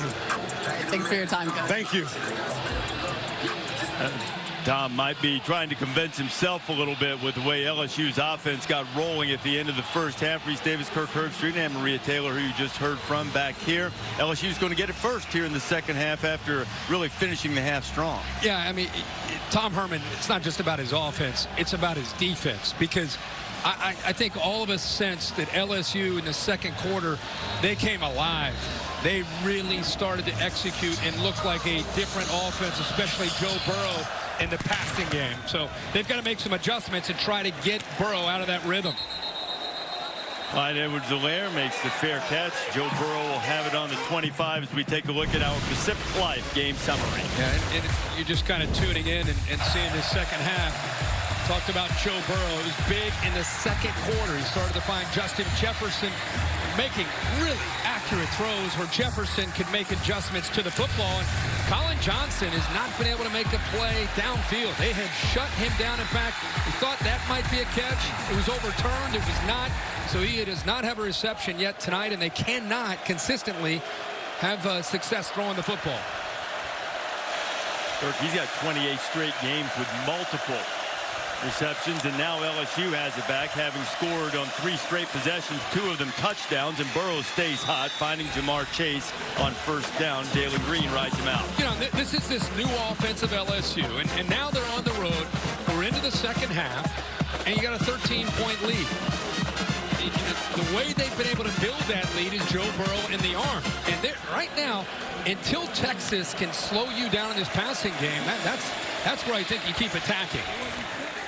LSU runs it on second down. Edwards-Helaire will be a yard or 2 short of the first. Now, with that being said, in the first half, they were 20-20 on run to pass. I mean, you talk about balance, not necessarily the yards, but the looks they're giving Texas, very balanced. Edwards-Helaire, he would have had a chance to pick up the first down, but he dropped the pass. And that is huge for the Longhorns to force a 3 and out. Especially because Burrow, in the second quarter, 11 of 13, 159 yards and 2 touchdowns. And these last 3 possessions, he's been doing pretty much what he wants. So they get a stop to start this second half, stop the bleeding, and gives him Ellinger the football back. Zach Von Rosenberg will punt it to that man, Jake Smith, who is a Gatorade Player of the Year in the state of Arizona. Dynamic, speedy return man. We'll see if he gets a chance. Von Rosenberg drives Smith back inside his 15, where he makes the fair catch. And so Sam Ehlinger with Colin Johnson will come out and try to get the Texas offense cranked up. Now, it's really been the exact opposite for Ehlinger. Is they've not been able to do anything here in the last part of that first half. They're just off balance, not able to get separation with their wide receivers. They told us in meetings yesterday, biggest thing we have to do is we've got to win one-on-one. We've got to beat this talented SEC LSU secondary. And in that first half, they weren't able to do that very often.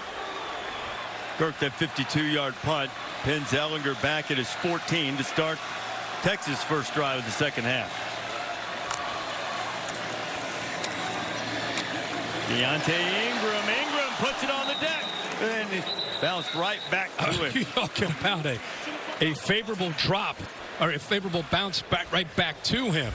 I mean, that ball looked like it was going to go out into the open field where LSU's defense would get a chance to make a play on it. Good effort that time by Phillips to knock that football loose. But as I said, it has happened to bounce right back to him.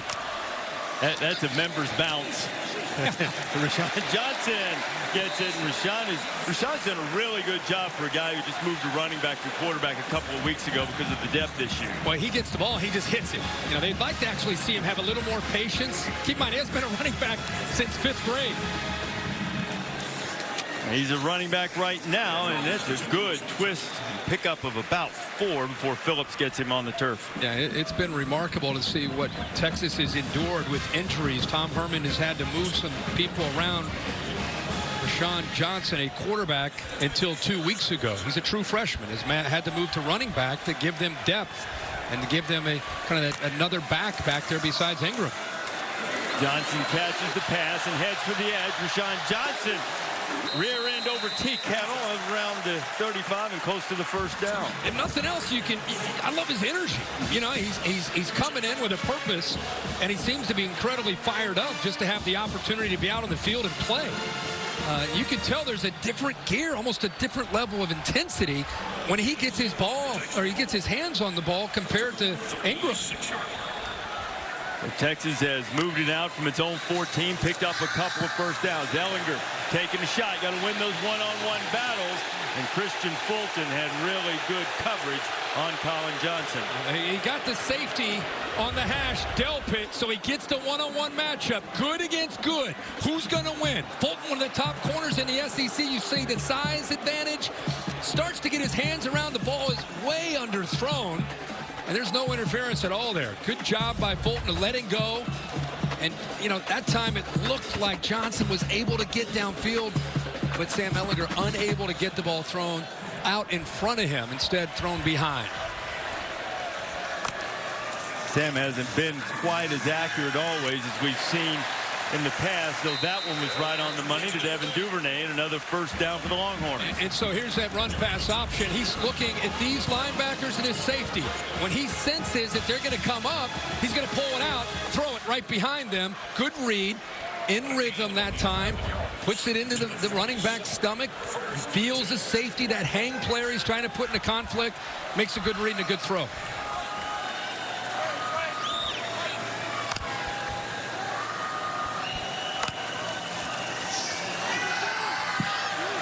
Ehlinger has to get out of some trouble. Now he throws it back, and that one was not right on the money to Reese Lato. Reese would have had a lot more running room. He had to stumble out and reach out and get it. Pretty good athletic ability by Ehlinger to get away from Phillips. That play is designed the entire time for Lato. Just unable to keep his balance. Sean Johnson has another first down. How about how he finishes his carries? I mean, he's trying to get as many yards as he can, and instead of just leaning forward, he's extending himself and flying through the air for another 2 or 3 yards. Look at it. Look at it. You can feel it from up here, that intensity. And Tyler Shelvin, the big nose guard, appears to be cramping up. Texas wanted to test the stamina of the LSU guys up front tonight. Aerial coverage provided by Goodyear. The best part of every kickoff is the drive that comes next. Go further with Goodyear, more driven. Tyler Shelvin has made his way to the LSU sideline. After going down, there's Tyler. Caught a cramp, perhaps, or a signal. One of the two. And anyway, see if Texas can keep this momentum going. And Sam Ehlinger started. Ehlinger firing deep, and he was looking for Colin Johnson, and Derek Stingley, the freshman, was right there. How about Stingley? Highly decorated true freshman, #1 ranked corner, 5-star all-world against a veteran. Gets a little push-off, anticipating that push-off, comes back to the football and gets his left hand on it. I mean, are you kidding me? It's a true freshman going up against one of the top receivers in the Big 12. #1 cornerback in the country coming out of high school. Rashawn Johnson has it, and Grant Delpit hits it, and he gets away. I beg your pardon, that was not Johnson, but Devin Duvernay. Either way, he got away from the normally sure tackling Delpit. What you see here is you've got a cushion, but watch Delpit. Now give Duvernay a lot of credit. There's the blitz. He sees the blitz from Anthony, and then look how quickly Delpit gets in there. But man, Duvernay, that is hard to do. To get away from Delpit, who gets in there before he can really start to establish yourself and get upfield, shakes free from that, known for his speed. That time he shows you some of his physicality to pull out of that. And he's a smaller, shiftier guy playing the position that L.J. Humphrey played last year in that slot. And he shows some toughness there. And Texas needs 6 on 3rd down, and Ehlinger's got it. Got his man complete, and it's Ingram out of the backfield with a catch. Michael Divinity on the coverage. They went empty there. How about the time? Give all the credit to the offensive line. Ingram's going to work himself across. He's actually lined up as a slot receiver. You see him right there. Just a little one-on-one matchup there, trying to pull away and get away from Divinity, the linebacker. But he had all day to throw. Look at the pocket that offensive line was able to create on 3rd down.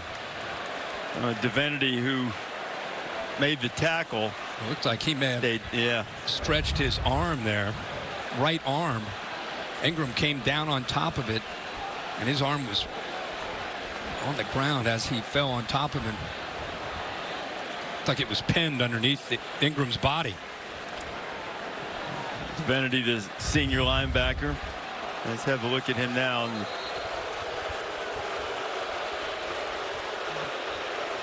Let's see it. Gets underneath Ingram. He is up and heading over to the sideline. With Devin White, who is just an all-world linebacker last year, moving on to the NFL. We wish him all the best. His LSU defense is left with guys like Divinity and Jacob Phillips and Clark and Queen and others to try to not just make plays like White, but of course provide the leadership and make the calls and get everybody lined up. And Damone Clark's into the game. That is a guy that Aranda and Ogeron are really high on, number 35. Checking in. Had a really nice opening game against Georgia Southern last week. And he's on the field of that linebacker position as Texas has the 1st and 10. All right, so he saw a blitz here. Now LSU's getting out of that, and they're bringing the pressure from over here. Well, they stayed with it. Ehlinger hit as he throws and just couldn't quite get it down, and it is Neil Farrell who was applying the pressure. Yeah, they still got to him. They brought the pressure from here. Of course, Chason has the ability to get to you, but it was the inside pressure where the offensive line not just quite able to hold up long enough. They've been doing a really good job on this drive, but that time the speed and the quickness there, Farrell was able to get in and get that pressure. 72 back in. Ingram takes a couple of big-time hits. It'll be 3rd down and long coming up for Texas. The previously mentioned Clark in there. The deeper Texas gets with Tom Herman calling the plays here, the more the pressure has been coming after Sam as they get inside his 30-yard line. That's 3rd down. He's got man-to-man across the board, safety in the middle, Delpit playing free. He's trying to find the matchup that he wants. Where can he win in a one-on-one matchup? Last time he went to Ingram, who's over there lined up as a running back, but over here in the slot against the backer. And Divinity is back in the game, and he drops into coverage. Ellinger firing to the outside, and it's a first down. Texas in first catch of the night for Colin Johnson. I tell you something, that's big time. This is a big-time throw on third down and long. Johnson, what you can't see is the back shoulder, but watch Sam Ellinger take a hit as he throws the football. Gets submarine. That's big time. Gets it out to Duvernay. Duvernay runs through a tackle again. He got away from Delpit again. Second time on this drive. He almost welcomed him. Said, let's do it. Let's see who's going to win this. It's like a drill in practice. I'm going to lower my shoulder. You're a great player, All-American. You take the hit. I'll take the hit. And you know, he's got some lower body strength there. He's able to go over top of him. Another LSU player goes down. I think that's the third player this drive. That's Divinity for the second time. And the crowd is reacting because they believe that perhaps LSU is more interested in stopping the Texas momentum, but the medical staff out checking on Michael Divinity. He's in pain. Saturday Night Football, presented by Wells Fargo on ABC, is brought to you by General Mills. Bring more to your game day with General Mills tailgate recipes. See what you can create at wearetailgatenation.com. And Old El Paso. Everything goes with Old El Paso.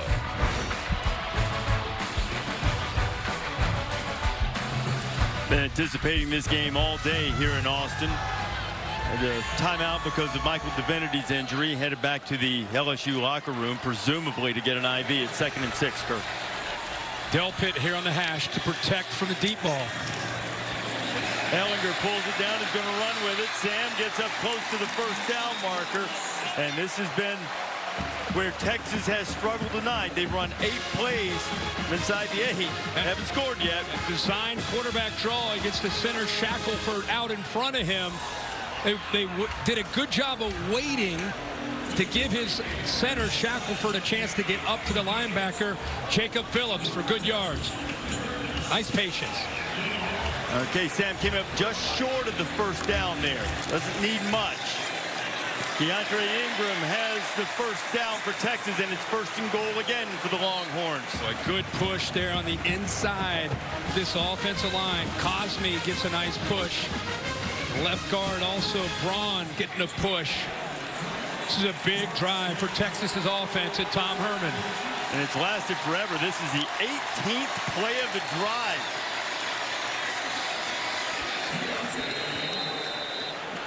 In the first half, they had, 8 tries inside the 8-yard line. Came away with no points. Goal line stands early in this game favored LSU's defense.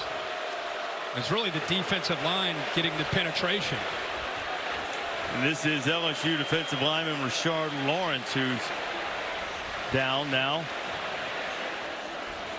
You know, Divinity actually went off the field and then into the locker room we would assume with cramping issues, maybe to get an IV.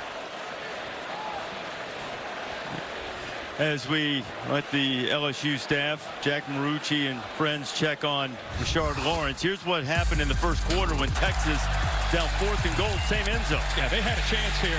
4th down, Ingram. Everybody thought he caught it, touchdown. Obviously he did not, and then here they are, 4th and goal again. They went with old bread and butter trying to run Ellinger. LSU's defense slanting, expecting that. They got the penetration. Linebackers able to get in and deny him.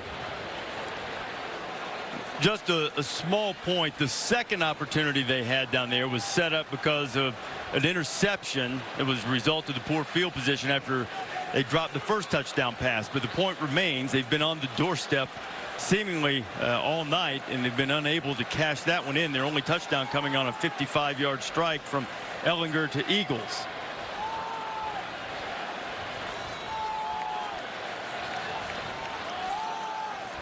You know, I know the fans have reacted because they feel like LSU is trying to break the momentum, but it is worth pointing out it was 100 degrees here today, and it's still 91 in a temperature. I thought it was 103. No, well, right now you mean up here? Earlier. Well, it might have been earlier, but right now it's 91. 91. It's a brisk 91 here in Austin. No, but the heat, as this game goes on, you see both these teams practicing this. You'd expect them to be in shape and ready for this.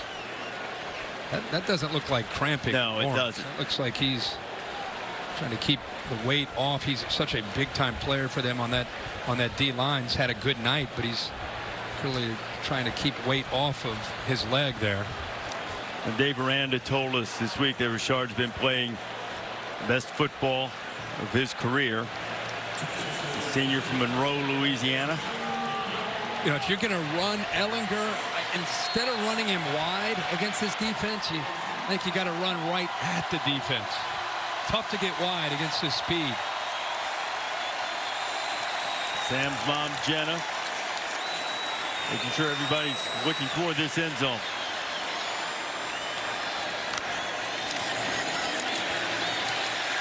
And Ehlinger.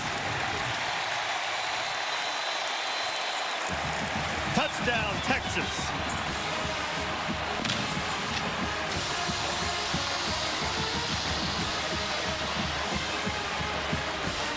They looked earlier. They gave him a touchdown and then reviewed it, and we called it where his knee was down. They may take a peek at this, but I think he's in the end zone. That's what I said. Run right into the teeth of that LSU defense. Don't go wide. Give them a chance to get penetration. Challenge them and go to your bread and butter. Run that power with the quarterback, which has worked so often. And he clearly gets into the end zone for that touchdown. How many quarterbacks do you know that's going to lower their shoulder and drive through a 345-pound nose guard? That's what he just did. Here's the progressive pylon cam. This is what caught him last time. You know, his momentum started to go down, and then it looked like his leg drive pushed him before he touched. They are taking a look at this.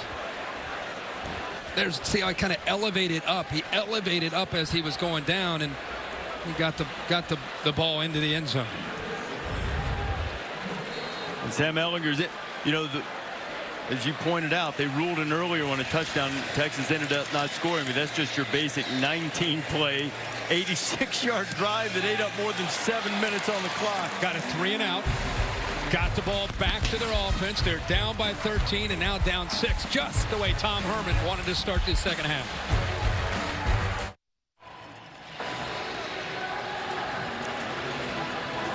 Back here in Austin, they're feeling much better about life. A 19-play, 86-yard drive, and they're not going to stop believing. They're hoping to send LSU home with an L. And the Bayou Bengals are starting to have a little trouble with health as Grant Delpit cramped up on the touchdown play by Sam Ehlinger. LSU has a lot of concerns on defense in terms of health right now, and use their offense to hang on to the ball. It went 3 and out with its first drive. Fair catch there. We'll come to the 25. We go to Maria.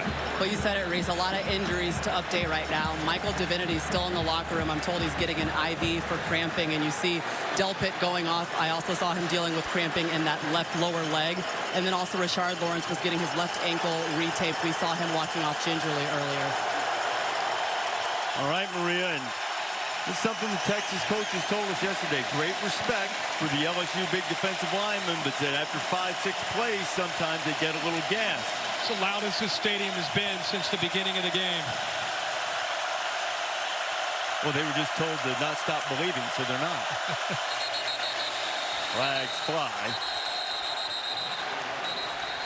Left side of that LSU offensive line with that crowd noise. Ball start. 77, offense. 5-yard penalty. First down. And Sadiq Charles called for getting a bit anxious. It'll be 1st and 15. This is where the student section is. Offensive line is going to have to deal with crowd noise here. See, right around that band. That's where it gets really loud.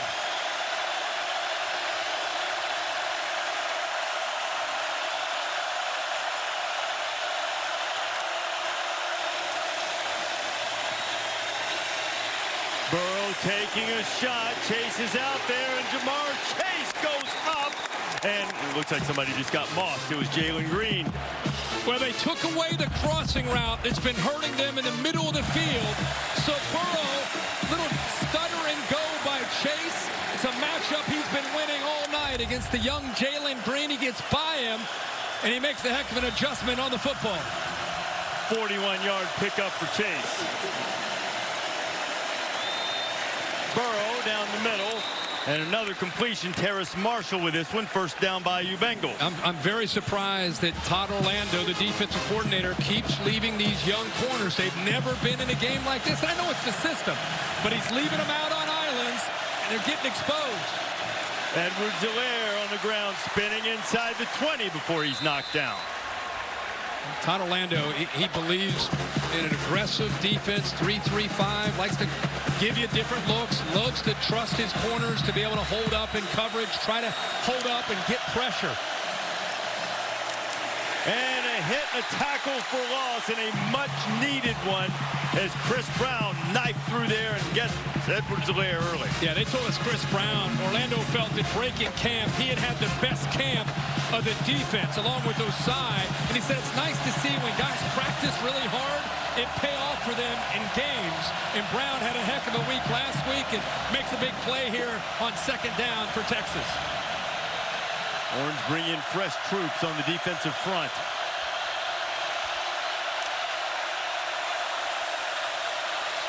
Out in the flat, and Helaire gets drilled as he can't catch it. It'll be fourth down. It's Brown again with a hit. Boy, how about this? He lined him up, knew exactly what he needed to do. We just talked about Brown. He's right in the middle of this defense. Watch him line up against the back. He knows he's going. He's going to go out with him. Even if he makes that catch, he's going to put him on his back well short of the first down.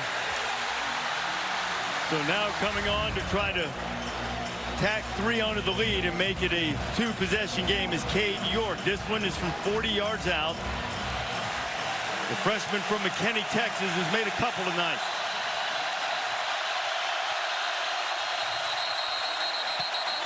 And LSU has to use a timeout.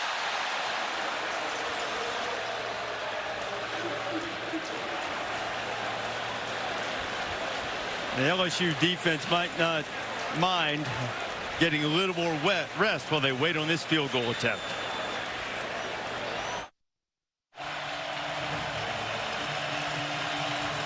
Back in Texas, LSU lining up for a 40-yard field goal attempt that would put them up 23-14.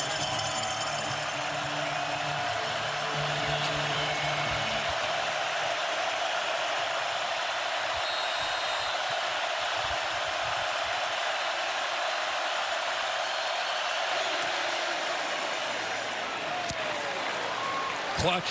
One of the nation's top kicking prospects shows why. Clutch. His third field goal of the night back in his home state, and LSU is up by 9. The much-needed drive after Texas had gotten back in the game and controlled the clock for nearly half the quarter. Now LSU is able to answer and get a score. Monday, the 50th season of Monday Night Football kicks off on ESPN, ESPN Deportes, and the ESPN app with our annual Week 1 doubleheader, 7 Eastern. Drew Brees and the Saints. Offense might look a lot like what you're seeing from LSU from a scheme standpoint. They take on the Texans, and then it'll be the Raiders minus AB and the Denver Broncos. Monday Night Countdown starts at 5 Eastern time. You know, first Monday Night Football game, September 21st, 1970. Browns beat the Jets back in the day, so we get 50th season this year. How about that drama with AB? Finally ends, and who comes in to rescue the whole story but Bill Belichick, who's probably the only one who can save AB from himself.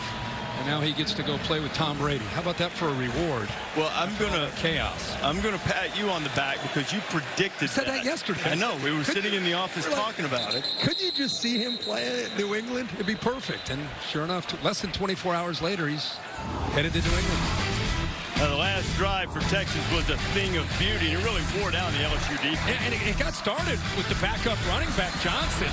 They started to make some plays. They picked up a few first downs, and then Sam started to get some time to throw.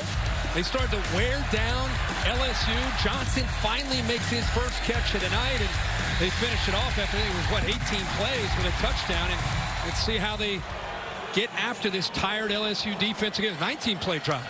It's most plays in a drive since 2010 for the Horns. Remember, they started, when you do the math, they started on their own 14. It was a clutch, big drive. Ellinger going to try to get it a little quicker this time, and he goes down the middle, and Johnson has his second catch of the night.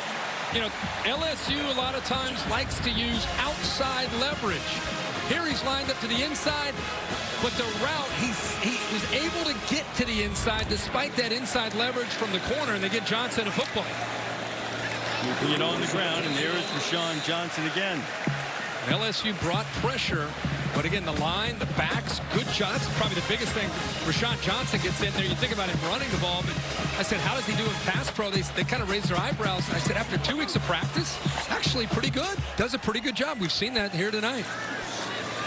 Ellinger, Sam, into LSU territory inside the 40 and chased out of bounds at the 35. It'll be 1st and 10 for the Horns. How about how they use Johnson and Brewer stacked to go to your left? Instead, they follow the guard and the tackle the other way. Linebackers, 2 of them head in a different direction. Well-designed play, kind of a misdirection. And the linebackers read their keys. Those 2 H-backs, they follow them, and instead he follows the lineman around the right side. Duvernay. Devin Duvernay. Duvernay down to the 20. Man. All over my notes, I have Duvernay at this H. Little Jordan Humphrey into the NFL. They lose size and some power, and they pick up some quickness. Duvernay, he's showing you he's not as tall as what we saw last year from Humphrey, but man, he's got some power after the catch. He's found the right spot in this offense, and he's made some big plays, particularly in the second half. Here he comes. He can throw it. He threw it earlier, and he'll decide to keep it himself. And Duvernay, after all of that, got back to the line of scrimmage. Remember, he threw one to Ellinger in the first half. Yeah. Job by LSU having a discipline to take that away. Lyman staying in position, not getting downfield just in case he actually wanted to throw it back to the quarterback. LSU took it away. This LSU defense getting its oil checked right now in terms of stamina. Been on the field for most of the third quarter. Good job by Johnson picking up the pressure in the corner to Duvernay. And they couldn't quite connect. And there was the example of Rashawn Johnson, the former quarterback, who understands where the pressure's coming from and where the protection needs to be, of picking up a blitzing linebacker. Yeah, he picks up Clark on the blitz, man-to-man. They go to the inside receiver, Duvernay, who has all that space to the outside, matched up against Vincent as a safety. And Sam had time. They picked the blitz up, just not able to throw it accurately.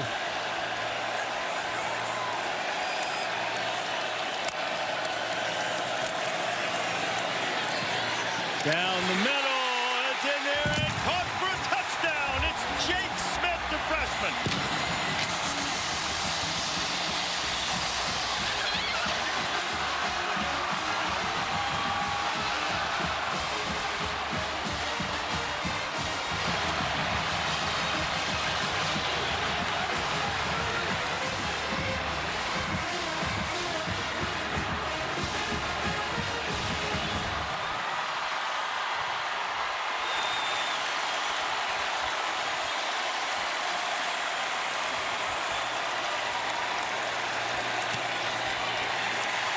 To a two-point game. Kirkstetter, the right tackle, makes a nice block on Chason. Over here to the right, trying to get to the outside. He picks him up, comes out here, but you're going to get 2 vertical receivers down the right side. Watch who they pick on. Trying to find out what this safety wants to do. Is he going to stay wide, or is he going to come to the inside to take away Smith? He gives him just enough room to pull in the trigger to the inside to the true freshman. The eyes to move the safety, comes back, throws it on a line, and the body of Smith protects the ball from Harris being able to get around him to it. What concentration by the true freshman. And the Horns, just like that, are in this game and making things really interesting. I'm going to tell you, Ellinger hasn't been his most accurate over the course of the evening. But that one, I mean, he knocked a net off the edge of a post with that one. That hole was tiny, and he put it in there. What a throw. How about the kid holding on to it, the freshman out of Phoenix. And now LSU, it's answered Texas' last touchdown with a field goal drive. It's it back to Joe Burrow. Back-to-back drives. Down, at halftime, you're down 20-7. Maria talked to Tom Herman. We were saying, boy, what's going on here at home? And boy, he's got his team ready to play this second half. We got the men's championship of the U.S. Open. Chris Fowler will be there. 2019 U.S. Open presented by Mercedes-Benz. Three-time champ Rafael Nadal taking on Daniil Medvedev. Coverage begins with the men's championship preview show presented by Spectrum at 3 Eastern. Nadal and Medvedev 4 Eastern on ESPN, and of course streaming on the app. Edwards-Helaire makes the catch, but a very short game. B.J. Foster is there.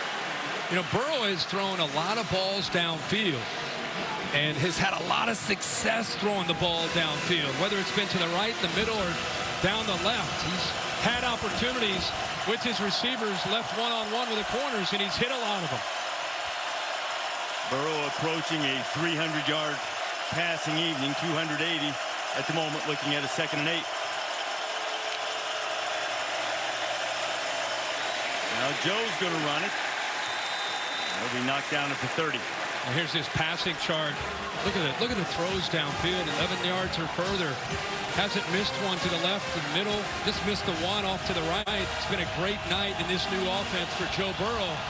And now Texas has him at 3rd down.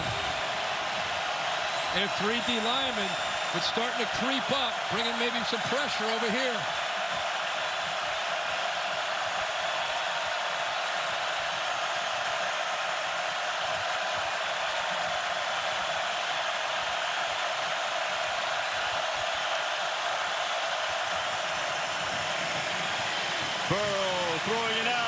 Jamar Chase for the 1st down. What was he, 4 of 5 to the left? Now he's 5 of 6.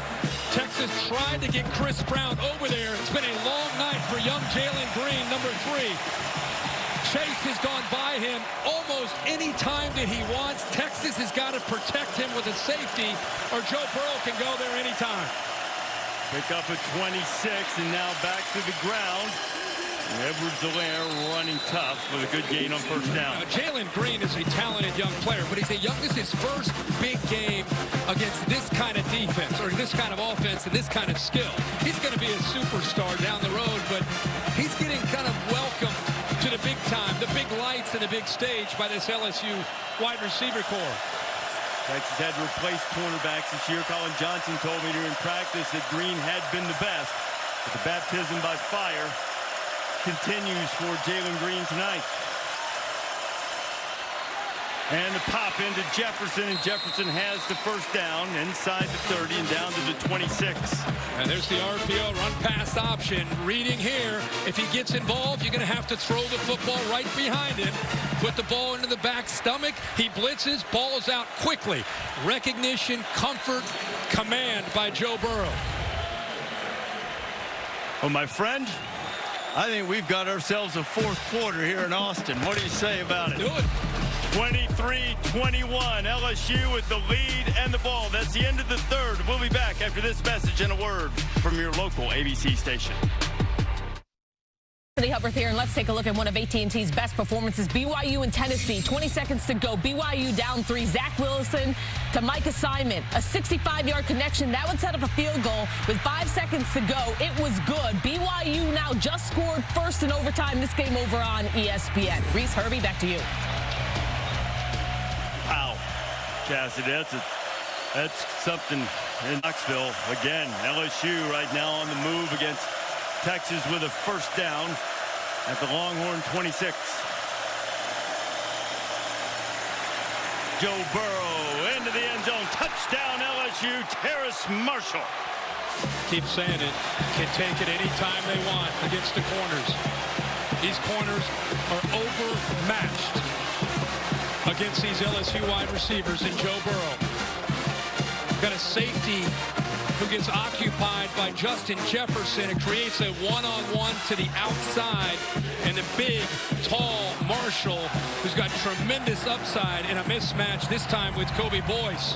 Boyce on one side, Green on the other, left on islands against this talented group of receivers. Again, they've been exposed all night. Herbie, that puts Marshall at 100 yards. LSU has 2 guys with 100 yards receiving. Another catch for Jefferson. It might be 3. Bayou Bengals up 9. That's the holy grail for college football teams. The College Football Playoff National Championship Trophy presented by Dr. Pepper. Monday night, January 13th in New Orleans is when that trophy will be claimed in the College Football Playoff National Championship game presented by AT&T. Semifinals in the Chick-fil-A Peach Bowl and the PlayStation Fiesta Bowl pretty early this year on December 28th. Only a couple weeks in, Reese, but can you imagine a quarterback improving any more than Joe Burrow from 2018 to 2019 in this system? Got him back to the gun, got him with what he's comfortable with, and has a great group of receivers. It's a totally different deal with Burrow and the LSU offense. You know, we heard all week about DBU. Texas has kind of started to claim that this year. I didn't really know they were in the discussion. I thought it was more about LSU, Ohio State, Florida maybe, but they've been claiming that. LSU didn't like that. This is in the pregame, the warm-up. They took exception to that. They were fired up and actually rallied them this week and, of course, tonight. And all I know is Joe Burrow's had a pretty good night against this young secondary. 23 of 30, 344 yards. Still has almost this entire fourth quarter to go. Joe Burrow's been like the guest professor administering a master class against DBU so far. But look, there have been great defensive backs at Texas. Aaron Ross, Quentin Jammer, Michael Huff. And that's what they said. They were just paying tribute. They weren't trying to take a shot at LSU. And the LSU defensive backs here in the second half have been cut up a little bit by Ellinger and Duvernay and company. I tell you, Duvernay is starting to really have a heck of a football game in the slot, making not only catches but getting valuable yards after the catch with kind of a physical style and some toughness. And Kerstetter, who we saw just bury. 68, offense, 5-yard penalty, first down. Caleb Chason in the last drive got a little anxious that time. This is the second penalty against the Longhorns for 10 yards. It's been a pretty clean game tonight. LSU's only been penalized 4 times for 35 yards so far. That same look with their 2 backs to the left, H-back and a running back. You know, he ran to his right out of that formation on that last drive. Deontay Ingram is knocked down. Jacoby Stevens making the tackle. You see Grant Delpit stepping in. Maria telling us a few moments ago in the break that Grant got an IV. He's been cramped on the touchdown play that Texas had back in the lineup. It's great to see the leader in the back end. Also Michael Divinity, 45, who went in a little earlier with cramps. Nice to see him back as well. Big fourth quarter ahead. Every drive counts. Second down and 13. Ellinger right on the money. It's Duvernay again with his 7th catch of the evening, and he picks up the Texas first down. LSU loves to play man-to-man. They love to challenge their receivers. That time, second long, they're playing a little softer. See, the Stingley, the freshman, kind of sinking in coverage. Good call to throw that out into the flat, give him some room to run after the catch. Ingram looking for running room and not finding any. He'll get nothing. Chason was the first guy there. Nice. This Chason is a young man we've talked a lot about tonight. Known really for his ability with quickness to rush the quarterback. But that time, I think he's really trying to pride himself on being a complete player. Just got to the outside, kept his outside arm free, set the edge, forced Ingram back to the inside, then got involved in making a tackle. Sean Johnson back at running back alongside Ellinger. Sean has it, a little bit of an alley, gets away from a tackler, still on his feet, and finally forced out of bounds just inside the 45. Good blocks downfield. Actually, Stevens was able to get off of, like Leto, who was out there at the tight end. That's what made Johnson make that cut. I thought he was going to try to get upfield and pick up the first down. Chason got off the snap quickly on 3rd and 2. They took a shot for John Burt. And he was out of bounds when he grabbed it. Burt, the track star, made a great grab but couldn't come down in bounds. So what are you doing here, 4th and 2? How about them going for a shot downfield on 3rd down instead of maybe running, the back or running Ellinger, trying to maybe pick up, get a little closer. Instead, they try to sneak a one-on-one matchup down the sideline. They're going to go for it. I think they have to, down 9 into the 4th quarter. That's a long 2. Maybe 3. Anyway. You there? Play clock getting down. Ellinger slant. Duvernay. First down and touchdown.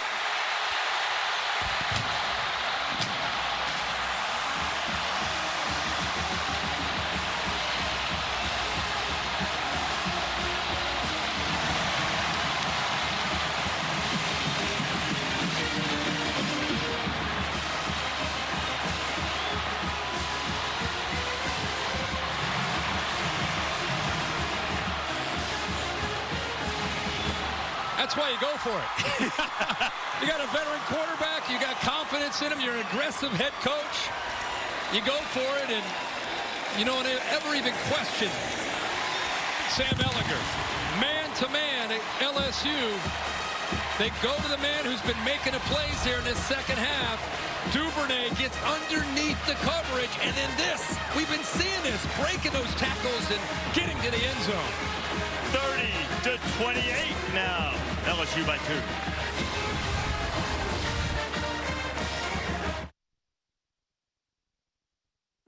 Saturday Night Football on ABC is presented by Wells Fargo. This is a commitment to better banking. This is Wells Fargo. In part by Pacific Life, 150 years strong, protection and retirement solutions for your future. And the Ford F-150, built Ford tough. We had a tremendous scene for College Game Day on the 40 Acres LBG lawn this morning, and next Saturday, for the first time in game day history, we're headed to Ames, Iowa. Iowa State for the Cyhawk. What was that noise I just heard? Is that a noise coming out of Ames, Iowa? They've been wanting game day to come there for a long time. Hey, Reese, let's go back to this touchdown and the way it was designed. Cade Brewer, the tight end, it's his 4th down. He does a nice job of almost setting a screen to give Duvernay a chance to get man-to-man. Look how tough this is for Vincent to be able to get around and make a play. He'd like to make the tackle there, but it was very, very hard in man-to-man with a big tight end setting that screen, kind of a pick to get underneath. But this is the thing that Duvernay's showing tonight. Not just that speed, but being able to pull out of tackles and get more yards. Had a heck of a night. Heck of a second half, Kirk. 7 of his 8 catches in the second half, 105 of his 122 yards and a touchdown in the second. And now Burrow has a chance to answer. Burrow to Leonard Fournette, and he's knocked down immediately for no gain. It's Brandon Jones. Tell you something, we came into this game expecting a competitive game. We were so excited as a crew to come to Austin, Texas. We've been talking about this game for a long time, and to have it live up to this. Joe Burrow, the way he's played, Sam Ellinger, this is 2 of the best quarterbacks in the country going toe-to-toe and swinging here in the 4th quarter.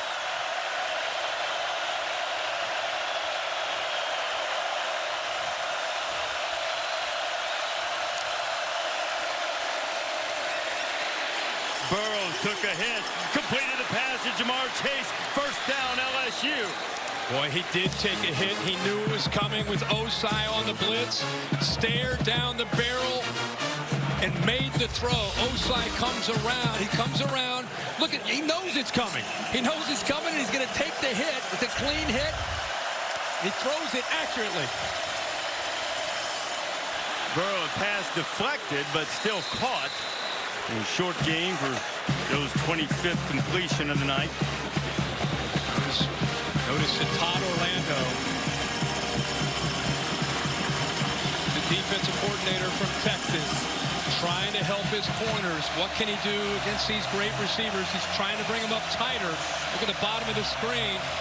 got Green now real tight, trying to make these receivers work to get open.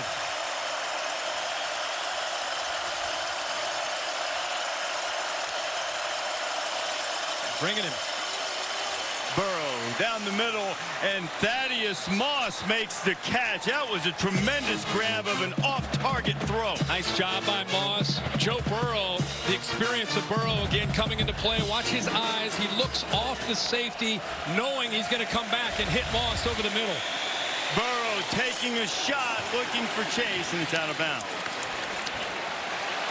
He got hit right as he threw it. In fact, there's a flag down in the backfield. Personal foul, roughing the passer. Number 32 in the defense, using his weight to drive his opponent into the ground. 15-yard penalty for the previous spot. No automatic first down. That is Baton Rouge native Malcolm Roach, perhaps a little over-emotional and overzealous in getting the penalty. Yeah, the last two plays, in fact, he's gotten into the backfield and hit Burrow right after he threw it. That time he gets caught. Well, that's a big penalty. Moves the ball now inside the 25-yard line.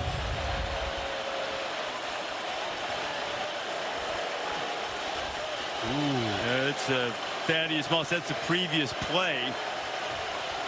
And the booth didn't really have time to look at that at all with the tempo of this offense right now. And then the penalty, and now LSU is driving again. Burrow to the outside and going down to the end, and the catch by Terrace Marshall. Dave, you believe, Dave Katai, you believe that Thaddeus Moss's play was catch? Well, remember now, the ball can hit the ground as long as he doesn't lose control. Back to the ground. Edwards-Helaire has control of the corner and control of the end zone. LSU back in the house. A great offensive answer. That's exactly what LSU has done here in this second half. Just as Sam Ehlinger and Texas' offense puts them back within striking distance, Burrow comes back. The offense answers. Nice mix of run and pass. And once he got through that initial surge, he bounced it. Nobody left. Those linebackers are blitzing. There's nobody left. He walks into the end zone. These defenses are gassed, and Brady and Ensminger are drinking it up right now. Flourishing. That was a blink of an eye. What was that, 6 plays, 75 yards? This is not LSU, man. So much for 4 corners, milk the clock. Oh, no. They're going down to score. 37-28, Edwards-Helaire. Oh, no, don't get too anxious, Clyde. Cassidy Hubbard with a studio update back to Knoxville. Double OT. Tyson Williams gets some help from his friends for the 5-yard touchdown. BYU wins, and after losing to Georgia State last week, Tennessee falls to 0-2 for the first time since 1988. Hey, this is what we set. This is what we set our dynasty right here. This is what we set our dynasty right here. Michael Divinity stepping up to provide that leadership. Without Devin White, who's going to step up in a game like this?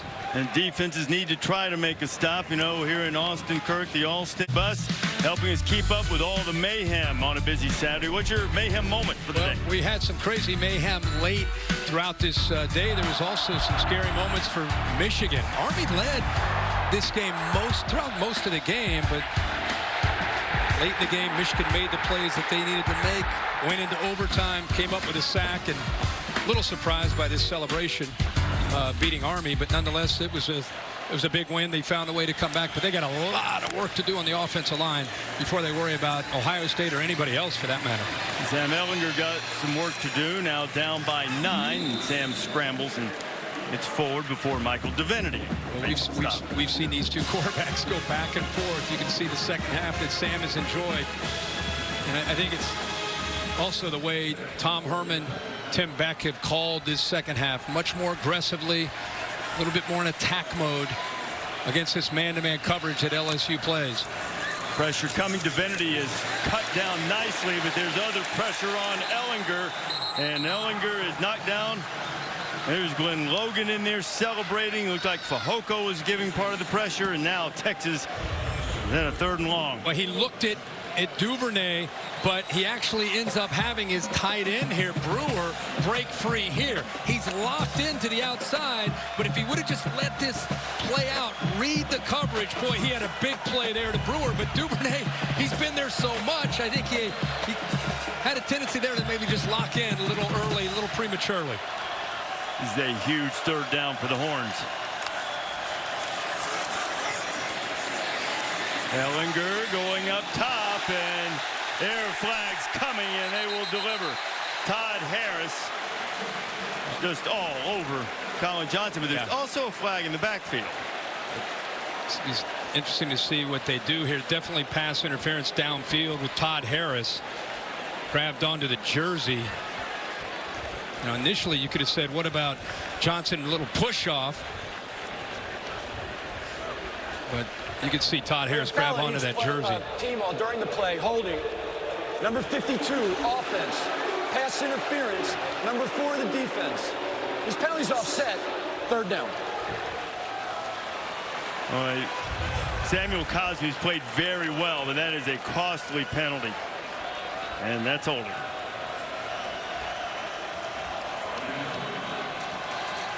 He throws it right down into the left leg of Sam Ellinger. Oh my gosh, is that dangerous? And hopefully Sam's okay. And both of those penalties pretty obvious. Fatigue perhaps setting in on both sides, so it's third down and 10.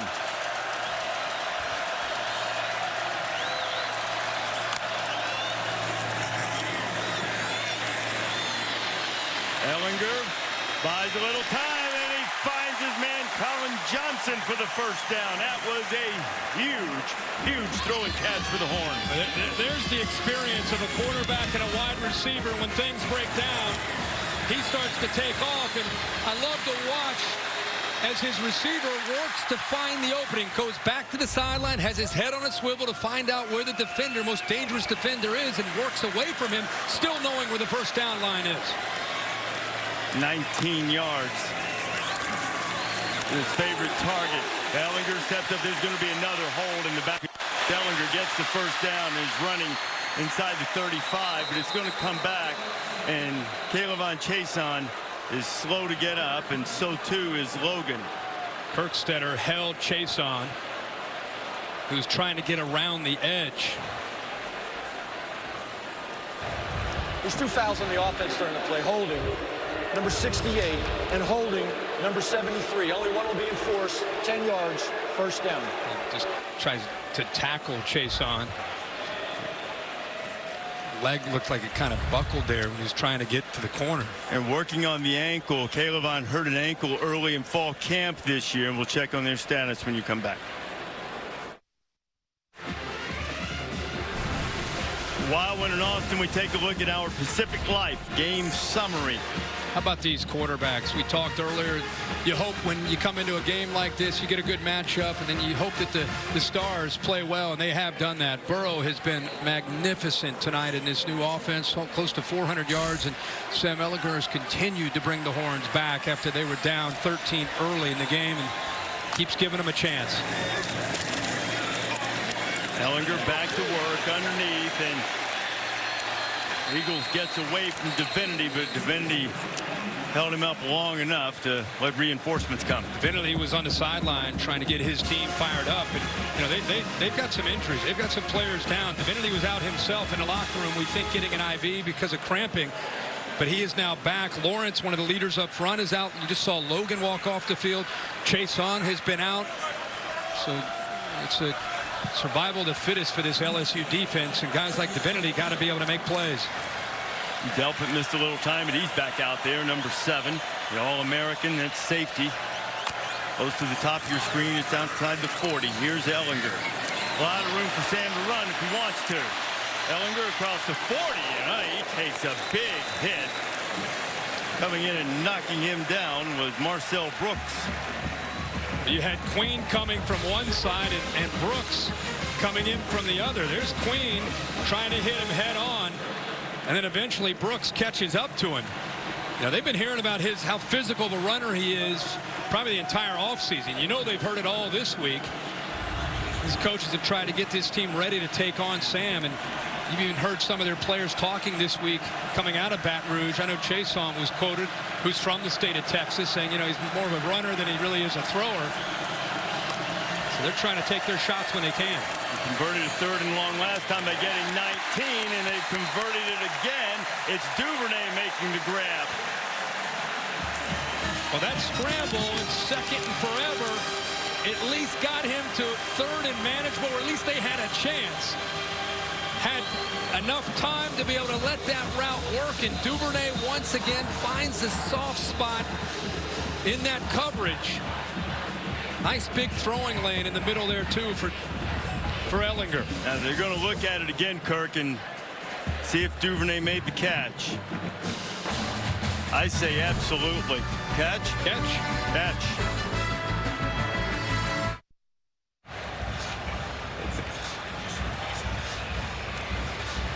And John McDade having a look. After video review, the ruling on the field of a catch for a first down is confirmed. And another 3rd and long converted by Sam Ehlinger, and the Longhorns with just under 6 minutes to play, down 9 into LSU territory. How's that for a second half? 8 receptions, 117 yards, and a touchdown. And they just keep going back to him. Whether it's a safety, you know, if it's zone, he's finding ways to get open in that slot. Caleb Chase on his return for the LSU defense. Ehlinger on first down. Has a man out there. Ehlinger, and there's going to be pass interference flags coming on Christian Fulton.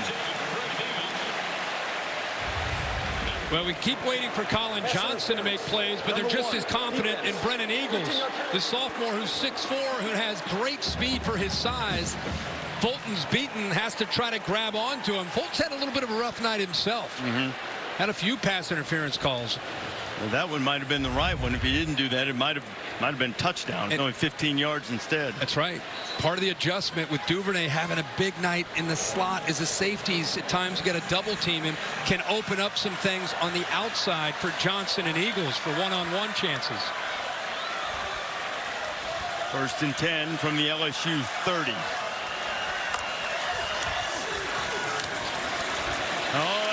Can't afford the sack, but he took it, and guess who's there?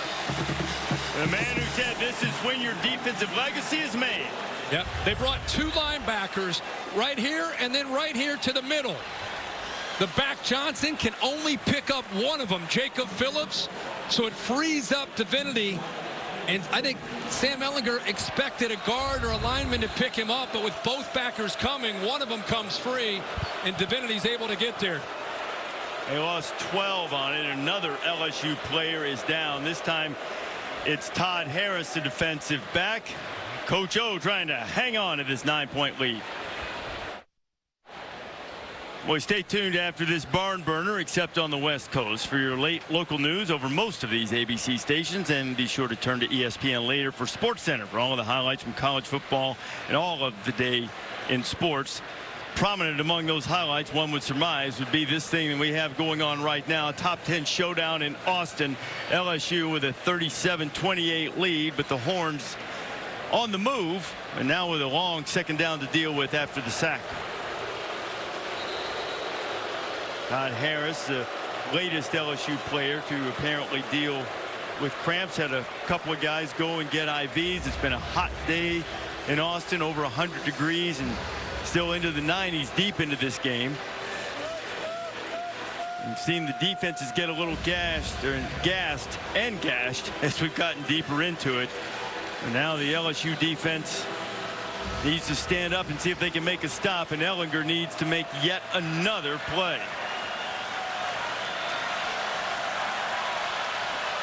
He's been doing it all night.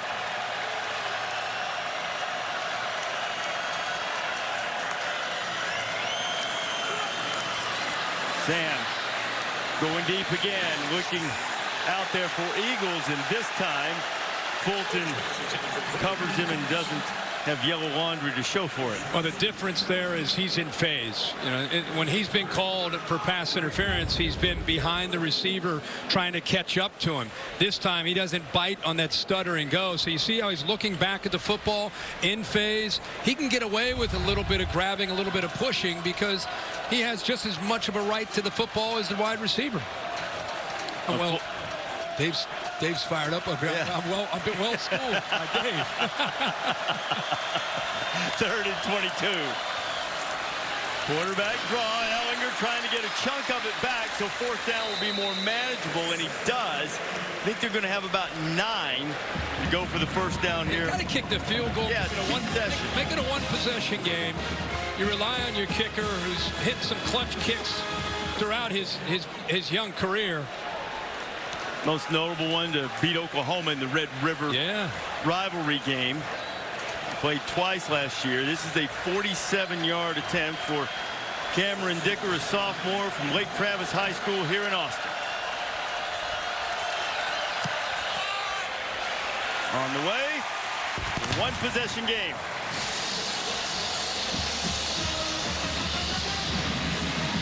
Under 4 minutes to go. Horns have all their timeouts, but their defense going to need to slow down LSU, something they haven't done much in the 4th quarter. Aerial coverage tonight provided by Goodyear. From end zone to end zone, Goodyear is more driven. Also like to remind you to help people affected by Hurricane Dorian. Your donation will support Red Cross preparation, response, and recovery efforts in the United States and the Bahamas.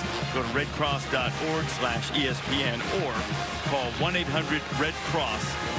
Donate now, and certainly our hearts continue to go out. And if you can help, we hope that you will. So now, under 4 minutes to go, Texas defense hasn't done much. What do they need to do? Now, I'm surprised LSU bringing the hands team out.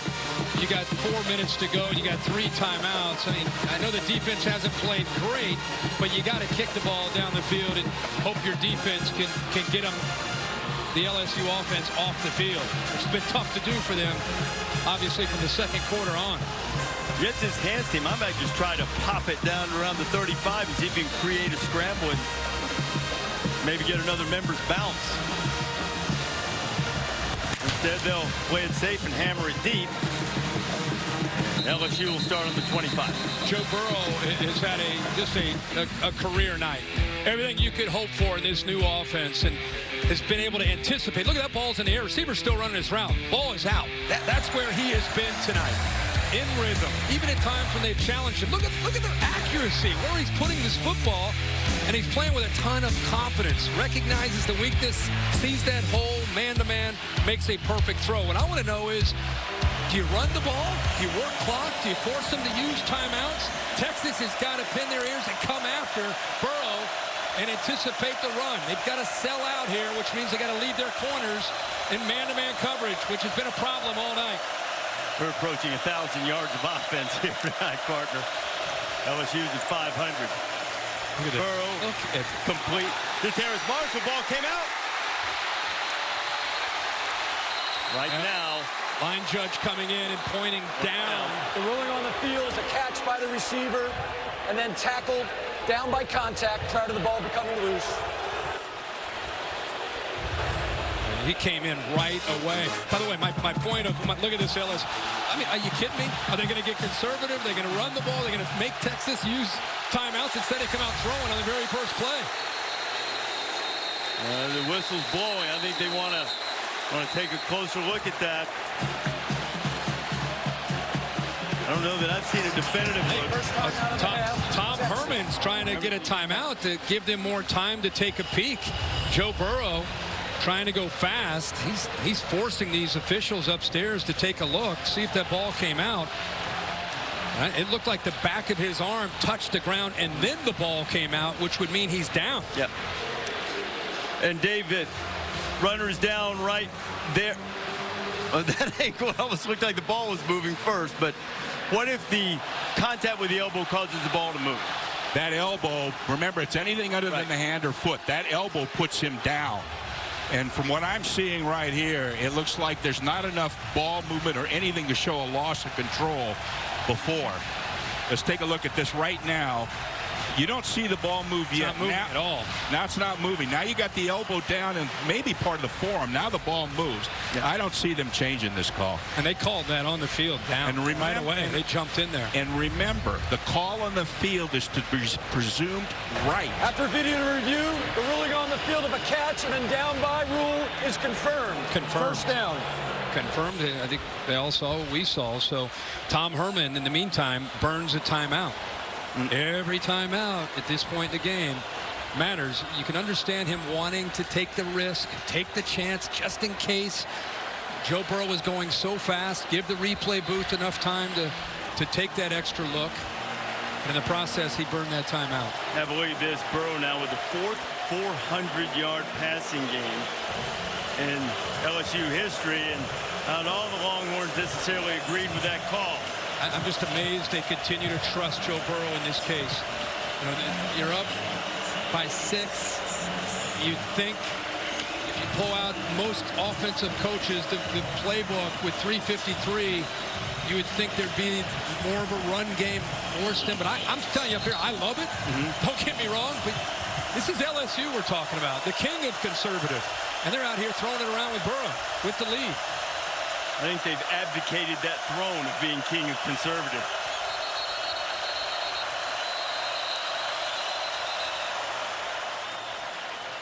Tom Herman talking to the officials about, I called a timeout. Maybe he's looking for a few more seconds on the game clock.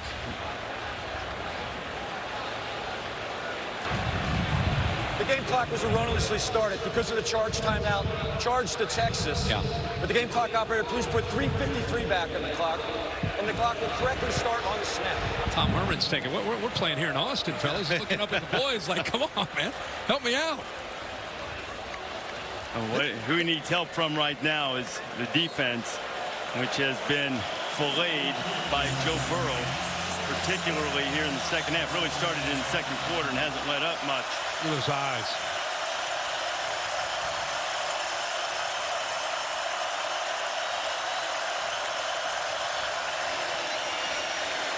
Burrow complete. It's Jefferson. And that will be another milestone for LSU for the first time in school history. They have 3 100-yard receivers in a single game. Incredible the way he's spreading this out. Like I said, composure, command. You're going to have to tighten up this coverage, take away those throws. Edwards-Helaire dancing and getting up and moving the chains and moving that clock. Let's see Joe Burrow. There's his mom saying it's a first down. Dad off there to mom's left, our right. Joe told me this week, he said, my dad said, you know, as a player or a coach, first time in 50 years that I'm doing this, just being a fan, watching football as opposed to playing or coaching. Joe's going to work this play clock down. But if you're Texas, no more cushion. Don't give those easy access throws. Tighten things up. There you go right there. Take those away. There they go. And Jimmy Burrow's finding out how agonizing it is to be a fan sometimes. Joe going up top. Incomplete, tight coverage, clock stop. That's exactly right. If you're soft, Joe's a veteran. He's going to see it. He'll just take that quick throw. It's like an extension of their running game. It's a gain of 5. Clock keeps moving. You got to use a timeout. It's high risk, high reward. You tighten up, they might beat you over your head, but that's the chance you got to take with 2:43 to go. Don't give those easy throws away. Tighten things up and challenge those wide receivers. It's worth the risk. That snapped the streak of 11 straight completions for Burrow. I still just can't believe they're just throwing the ball downfield. Here comes Heat. Burrow getting pressure, and Burrow sacked. Brandon Jones, the secondary leader, came off the corner. Now it's 3rd and long. Interesting here, Reeves. I want you to watch the offensive line, including the tight end Moss. They're going to slide this way. The blitz comes from here. Nobody picks up the blitzer. They're sliding to their left. Nobody there to account for them. Even the running back, tight end and running back are on that side. They work to the left. Nobody picks up the blitzing safety, the veteran Brandon Jones, and that's exactly what Texas needed. He needed it desperately, and they called the timeout. A 3rd and 17 coming up. Boy, this crowd, when the timeout is over, and Burrow gets that offense up there and that defense is getting revved up, you're going to see the new Texas atmosphere here.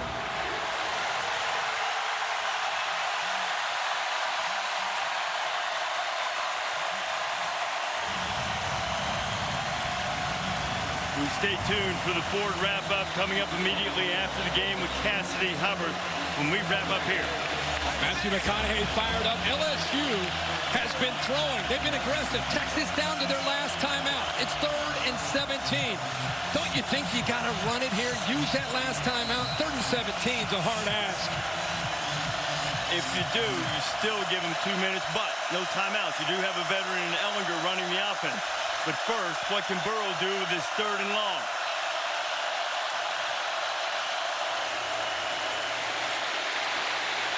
Over the middle, complete to Jefferson. First down, on his way, and that might be the knockout punch.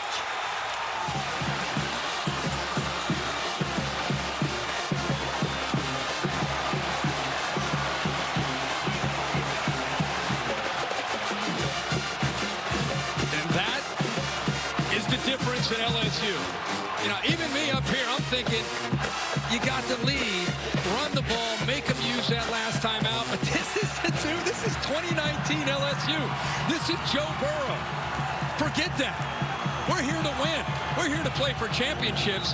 And wait until you see him maneuver and work his way around that pocket and make that throw.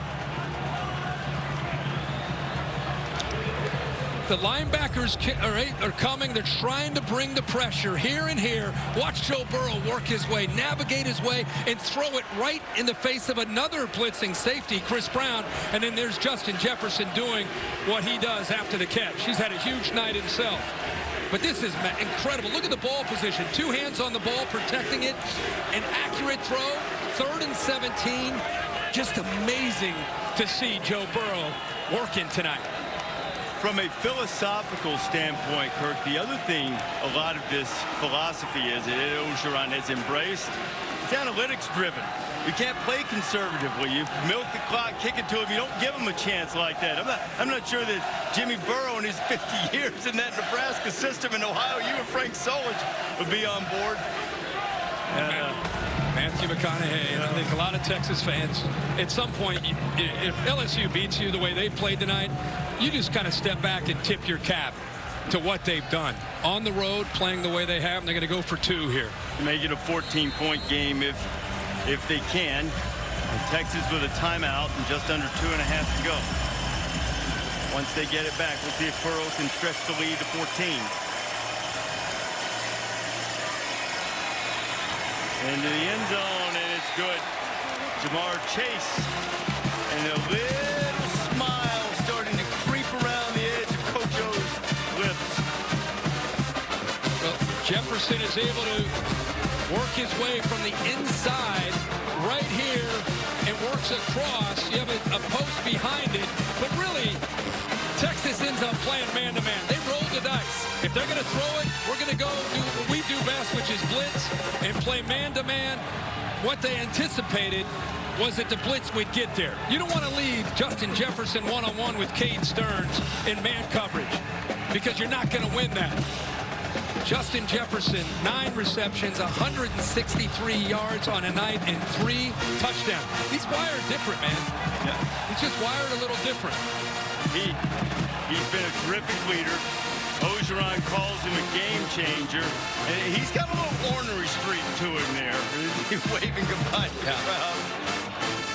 And I don't know if he needs to do all that. I think he's had a perfect night. Just focus and execute and walk out of here as a class act and really what he is. But his team loves him. They want to play for him. This is a dangerous LSU team in the SEC this year.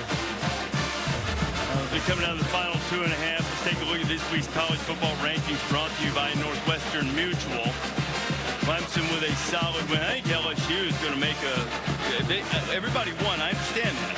But yeah, I mean, I move them up a little. When you go on the road and and win a game like this, they end up winning it, go on the road and win like this, they obviously should be rewarded. And we really haven't seen some of the teams that are up ahead of them, just haven't seen them play anybody yet. Not to say that they should be penalized. It's really more about LSU being rewarded.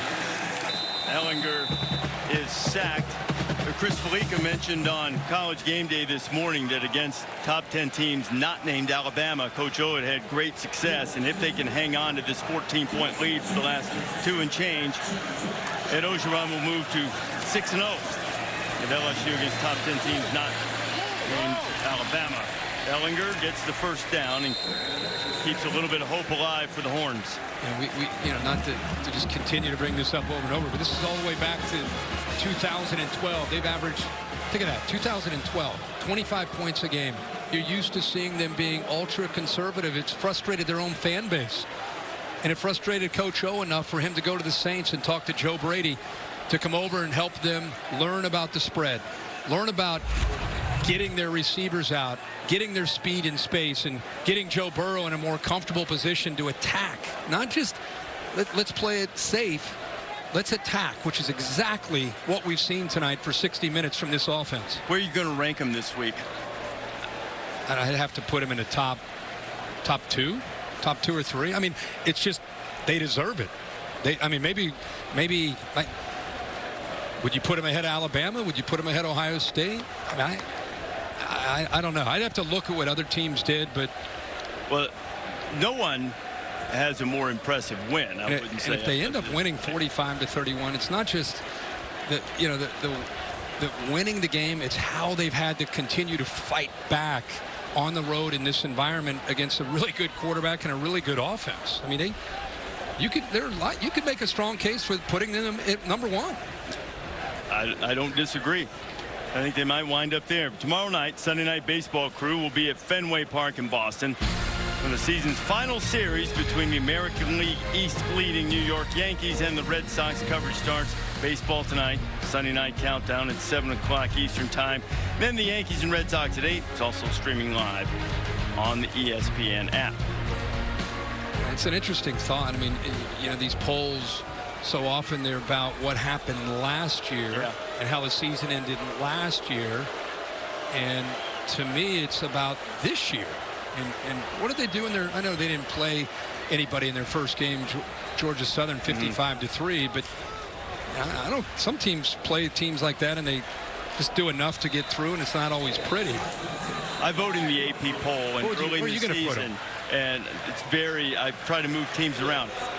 I'm not sure yet. I'm going to consider 1 or 2. Yeah. I'm pretty sure they're going to be, at worst, I'm going to have them number 3, I think, right now, and I might have 1 or 2. The question it comes down to, though, is you don't want to overreact to one game. No. Do I think they're better than Clemson right now? I can't say that. But so to me, it's probably not 1. Yeah, it should be a fluid situation. Agreed. And especially early. I think Dabo Swinney would be the first one to tell you that his team is capable of playing much, much better than they've looked in their first couple of games. Now, you brought up the point. The game against Texas A&M today, a team that I also think highly of and had them ranked very highly. It never felt like at any point that A&M had a chance to win that game. No. Texas has had chances tonight. They've come close, and they're still hanging around and trying to make one more big play, and Ellinger makes another one, and it's Brennan Eagles. Hey, look, there's still just over a minute to go. You get a quick touchdown, you get a chance at an onside kick. Well, you wouldn't expect 11 to go away. Nope. You know, he's just going to keep fighting to the last whistle. Very similar approach that Joe Burrow has as far as his competitive spirit. And you're right. I mean, if you can punch one in and still have an onside kick. Ellinger's approaching a 400-yard passing night as well. And Ellinger will pull it down and head to the sidelines, get out of bounds, stop the clock, chased out by Jacoby Stevens. Yeah, good decision. He looked like he was heading up to the middle of the field and saw that defense and did a good job getting out of bounds, stop that clock, save that one last timeout that they have. You know, Duvernay's had chances to make a lot of plays, but down in the red area, once they get down close to the end zone, you start to look for the length of Eagles 13 at 6'4", and Colin Johnson, number 9 at 6'6". We got big Malcolm Epps in there too. He's also 6'6", number 85. The inside receiver at the bottom of the screen. Ellinger to get rid of it. Duvernay another catch. Stopped short of the first down. See, LSU will take that all day. Yep.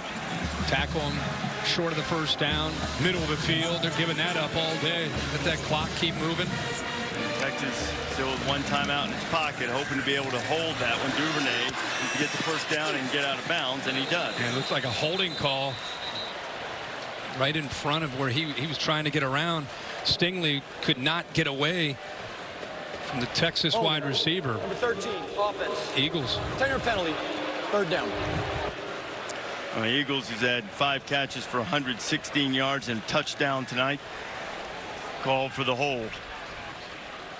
This is a really, really good Texas team too. They've fought valiantly. They will thin in some spots, most notably at running back, some spots on defense too. But this is a good team. They're gonna have to get better at corner before they get ready down the road for Jalen Hurts and Lincoln Riley. But it's a good team. It's going to be a very competitive team. You know, that whole Texas is back. They're not back. This is a good football team that still has a lot to accomplish in 2019. 38 seconds. Texas fight still showing. But time is dwindling away and the mountain is steep. Ellinger throwing to the end zone. Colin Johnson, that'd be pass interference. He got behind Todd Harris, and Todd Harris said, I'm just going to tackle you. Just not going to give up the touchdown. It's a smart play. Yeah. Again. Yeah. In the NFL, it's at the ball's at the 1 yard line. Yep. And here you're gonna give up some yards. But Harris, you could see he just went airborne. See how Johnson got behind him. If he doesn't do that, it's a touchdown. Good adjustment by Colin Johnson working to get behind Todd Harris. So Texas picks up this first down. They'll move the ball to the 15 now. You never want to do something that you don't practice, but in theory, you could just tackle the receivers until the clock keeps winding down and run them out of time. So if you're going to give up a quick touchdown, you might as well do what Todd Harris did. Into the end zone, and a quick touchdown is there, and it is Duvernay. And Texas, maybe just the slightest of hope, but there's still breath. They'll get it to a 7-point game with the extra point, and then a chance for the onside kick. A heck of a throw over the linebackers and between the safeties. That's the weakness of that coverage with the 2 high safety look. Cover 2, tries to move that safety and then throws an absolute rope to Duvernay, who's had a best night of his career. Ellinger with that touchdown pass, his 4th of the night, goes over 400 yards himself, and it's 45-38. Later tonight on ESPN, after Stanford and USC, stay tuned for SportsCenter. Stan Brett and Zubin Mehenti, and all the coverage of Antonio Brown being released by Oakland and is predicted by Kirk Herbstreit, signed by the New England Patriots. Kirk's going to join the show. We'll talk about the reactions to this game and the whole day in college football. Serena Williams lost at the U.S. Open, and we'll check out that, and they'll have reaction for that on SportsCenter after football on ESPN, streaming live on the ESPN app. Comes down to the onside kick, 22 seconds. If they were to recover it, still have the 1 timeout. So it's about recovering the onside kick, which is always tough. But if they do, it's not just throw the Hail Mary, but you might have about 20 seconds left, plenty of time to try to hit a crossing route or something to get you down inside the 30 or inside the 20, and then you take a shot or 2 to the end zone. But first things first, they've got to try to get on top of this onside kick. And because of the rules that have been adjusted over the last few years with the idea of player safety in terms of how you're able to hit and block the receiving team, recovering the onside kick has become even more difficult than it already was. But that doesn't mean it can't be done. Texas is going to try to keep on living with this onside kick.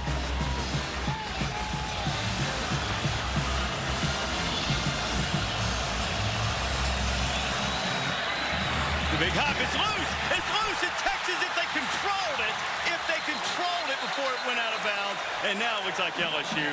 Colin Johnson, oh my goodness, went airborne to come up with it, and just, I don't think he was able to hold on to the football. Boy, oh boy. And that's the guy. If there's a guy you want to try to extend to catch it, it's Colin Johnson. Never had possession of the football. A few got blocked on the sideline. What a shot he had at. Oh my goodness. Takes a perfect bounce, goes somehow just right through all the LSU players, but he never seen the ball on the ground. Never had it. The ruling on the field is that the first and only touch of the ball was by the kickers legally after the ball went 10 yards. However, he failed to secure it before it going out of bounds. This is a kick out of bounds. 5-yard penalty from when the ball went out of bounds. Hey. First down receiving team. If he's able to hold on to that, watch him go airborne. They have the ball at the 47-yard line with 20 seconds left in a timeout. And that's the guy. That's exactly how you draw it up. Great job by the kicker. Snuck it through LSU, and there's your best receiver with the best hands laying out, just unable to hold on to it. That is the kind of thing that absolutely is agonizing for a player of his caliber. Just right there, he landed in bounds, and he just been able to secure it. I mean, there was no question that he was in bounds when he hit the ground, and these two warriors meet. I've called them mirror images, and they are, and they both were valiant. There's Tom Herman, who recruited Joe Burrow to Ohio State. Great respect and admiration for one another. And I know it's great for Tom Herman's sad to lose, but incredibly happy for Joe Burrow and the way his career has turned out and what he has in front of him this year with this offense and his football team.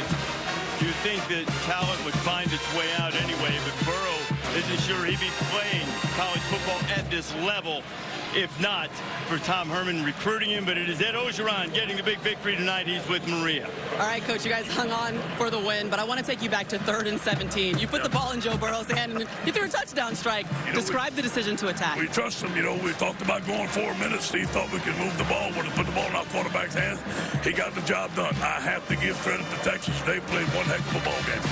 Over 470 yards passing out of this offense. What impressed you most about the air game? I do believe that the way we protect the quarterback, the way we throw the football, the game planted by Steve Ismanger, the Coleman, by him and Joe Brady, outstanding. And you got to give the credit to our players that won the game. All right, talk to me about the statement that was made by this team coming on the road in a top 10 matchup and walking away with the win. I think it's a big statement, but I said we wanted to play better. We didn't play good enough on defense to get where we want to go. So we have some getting better to do. We'll start next week. All right, thanks for your time, Coach. And we just have Joe Burrow joining us, too. All right, let's talk about this passing game and describe the difference that you feel being on this field and the ability to have 3 receivers with 100 yards receiving in one game. Yeah, it's big time for us, but I want to give a shout-out to the O-line. They battled all night. Texas was blitzing us, playing cover 1 in the second half, and our O-line stepped up to the challenge, as well as our backs and pass protection. I saw a long embrace with you and Coach Herman over there. What was the message that you wanted to send to him? Just that we love each other. We have so much respect for each other. We stay in contact. It was great to get to compete against him, and I just love that guy. Thanks for your time, Joe. Congrats. Thanks. Joe, Maria, thank you very much. What an entertaining game. What a performance by Joe Burrow and by that man, Sam Ehlinger. Final score from Austin, LSU 45, Texas 38. Bill Bonnell's our producer. Jeff Evers, our director. They did a fabulous job. Our entire crew did. Reminder, Stanford and SC over on ESPN. And next week, Saturday Night Football in Syracuse for Clemson and the Orange, 7:30 Eastern on ABC. For Maria and Kirk, I'm Reese. Now it's time for the Ford wrap-up. Let's go to Cassidy Hubbard. We got to sing a song. What a battle there in Austin. Welcome to the Ford Wrap-Up. I'm Cassidy Hubbard. Now, in the other ranked matchup of the day, number 12 Texas A&M came in with a lot of confidence against top-ranked Clemson. Offensive lineman Jared Hocker even promised an upset, but those talks died quickly in Death Valley as the Tigers made their statement on the field. And Trevor Lawrence also hushed the convo about his so-so Week 1 performance with this beauty of a passing TD. He also ran for one as Clemson got their 17th straight win, tying a school record 20 24-10, the final. Now, the top 5 teams in the country all took care of business in week 2. Bama, Georgia, and Oklahoma all scoring more than 60 points, while Ohio State shut out in-state foe Cincinnati. Number 7, Michigan was in a nail-biter against Army. Double overtime. Army's Kelvin Hopkins Jr. sacked. Fumbles recovered by Michigan, and the Wolverines survived barely. 24-21, the final score there. Meanwhile, number 25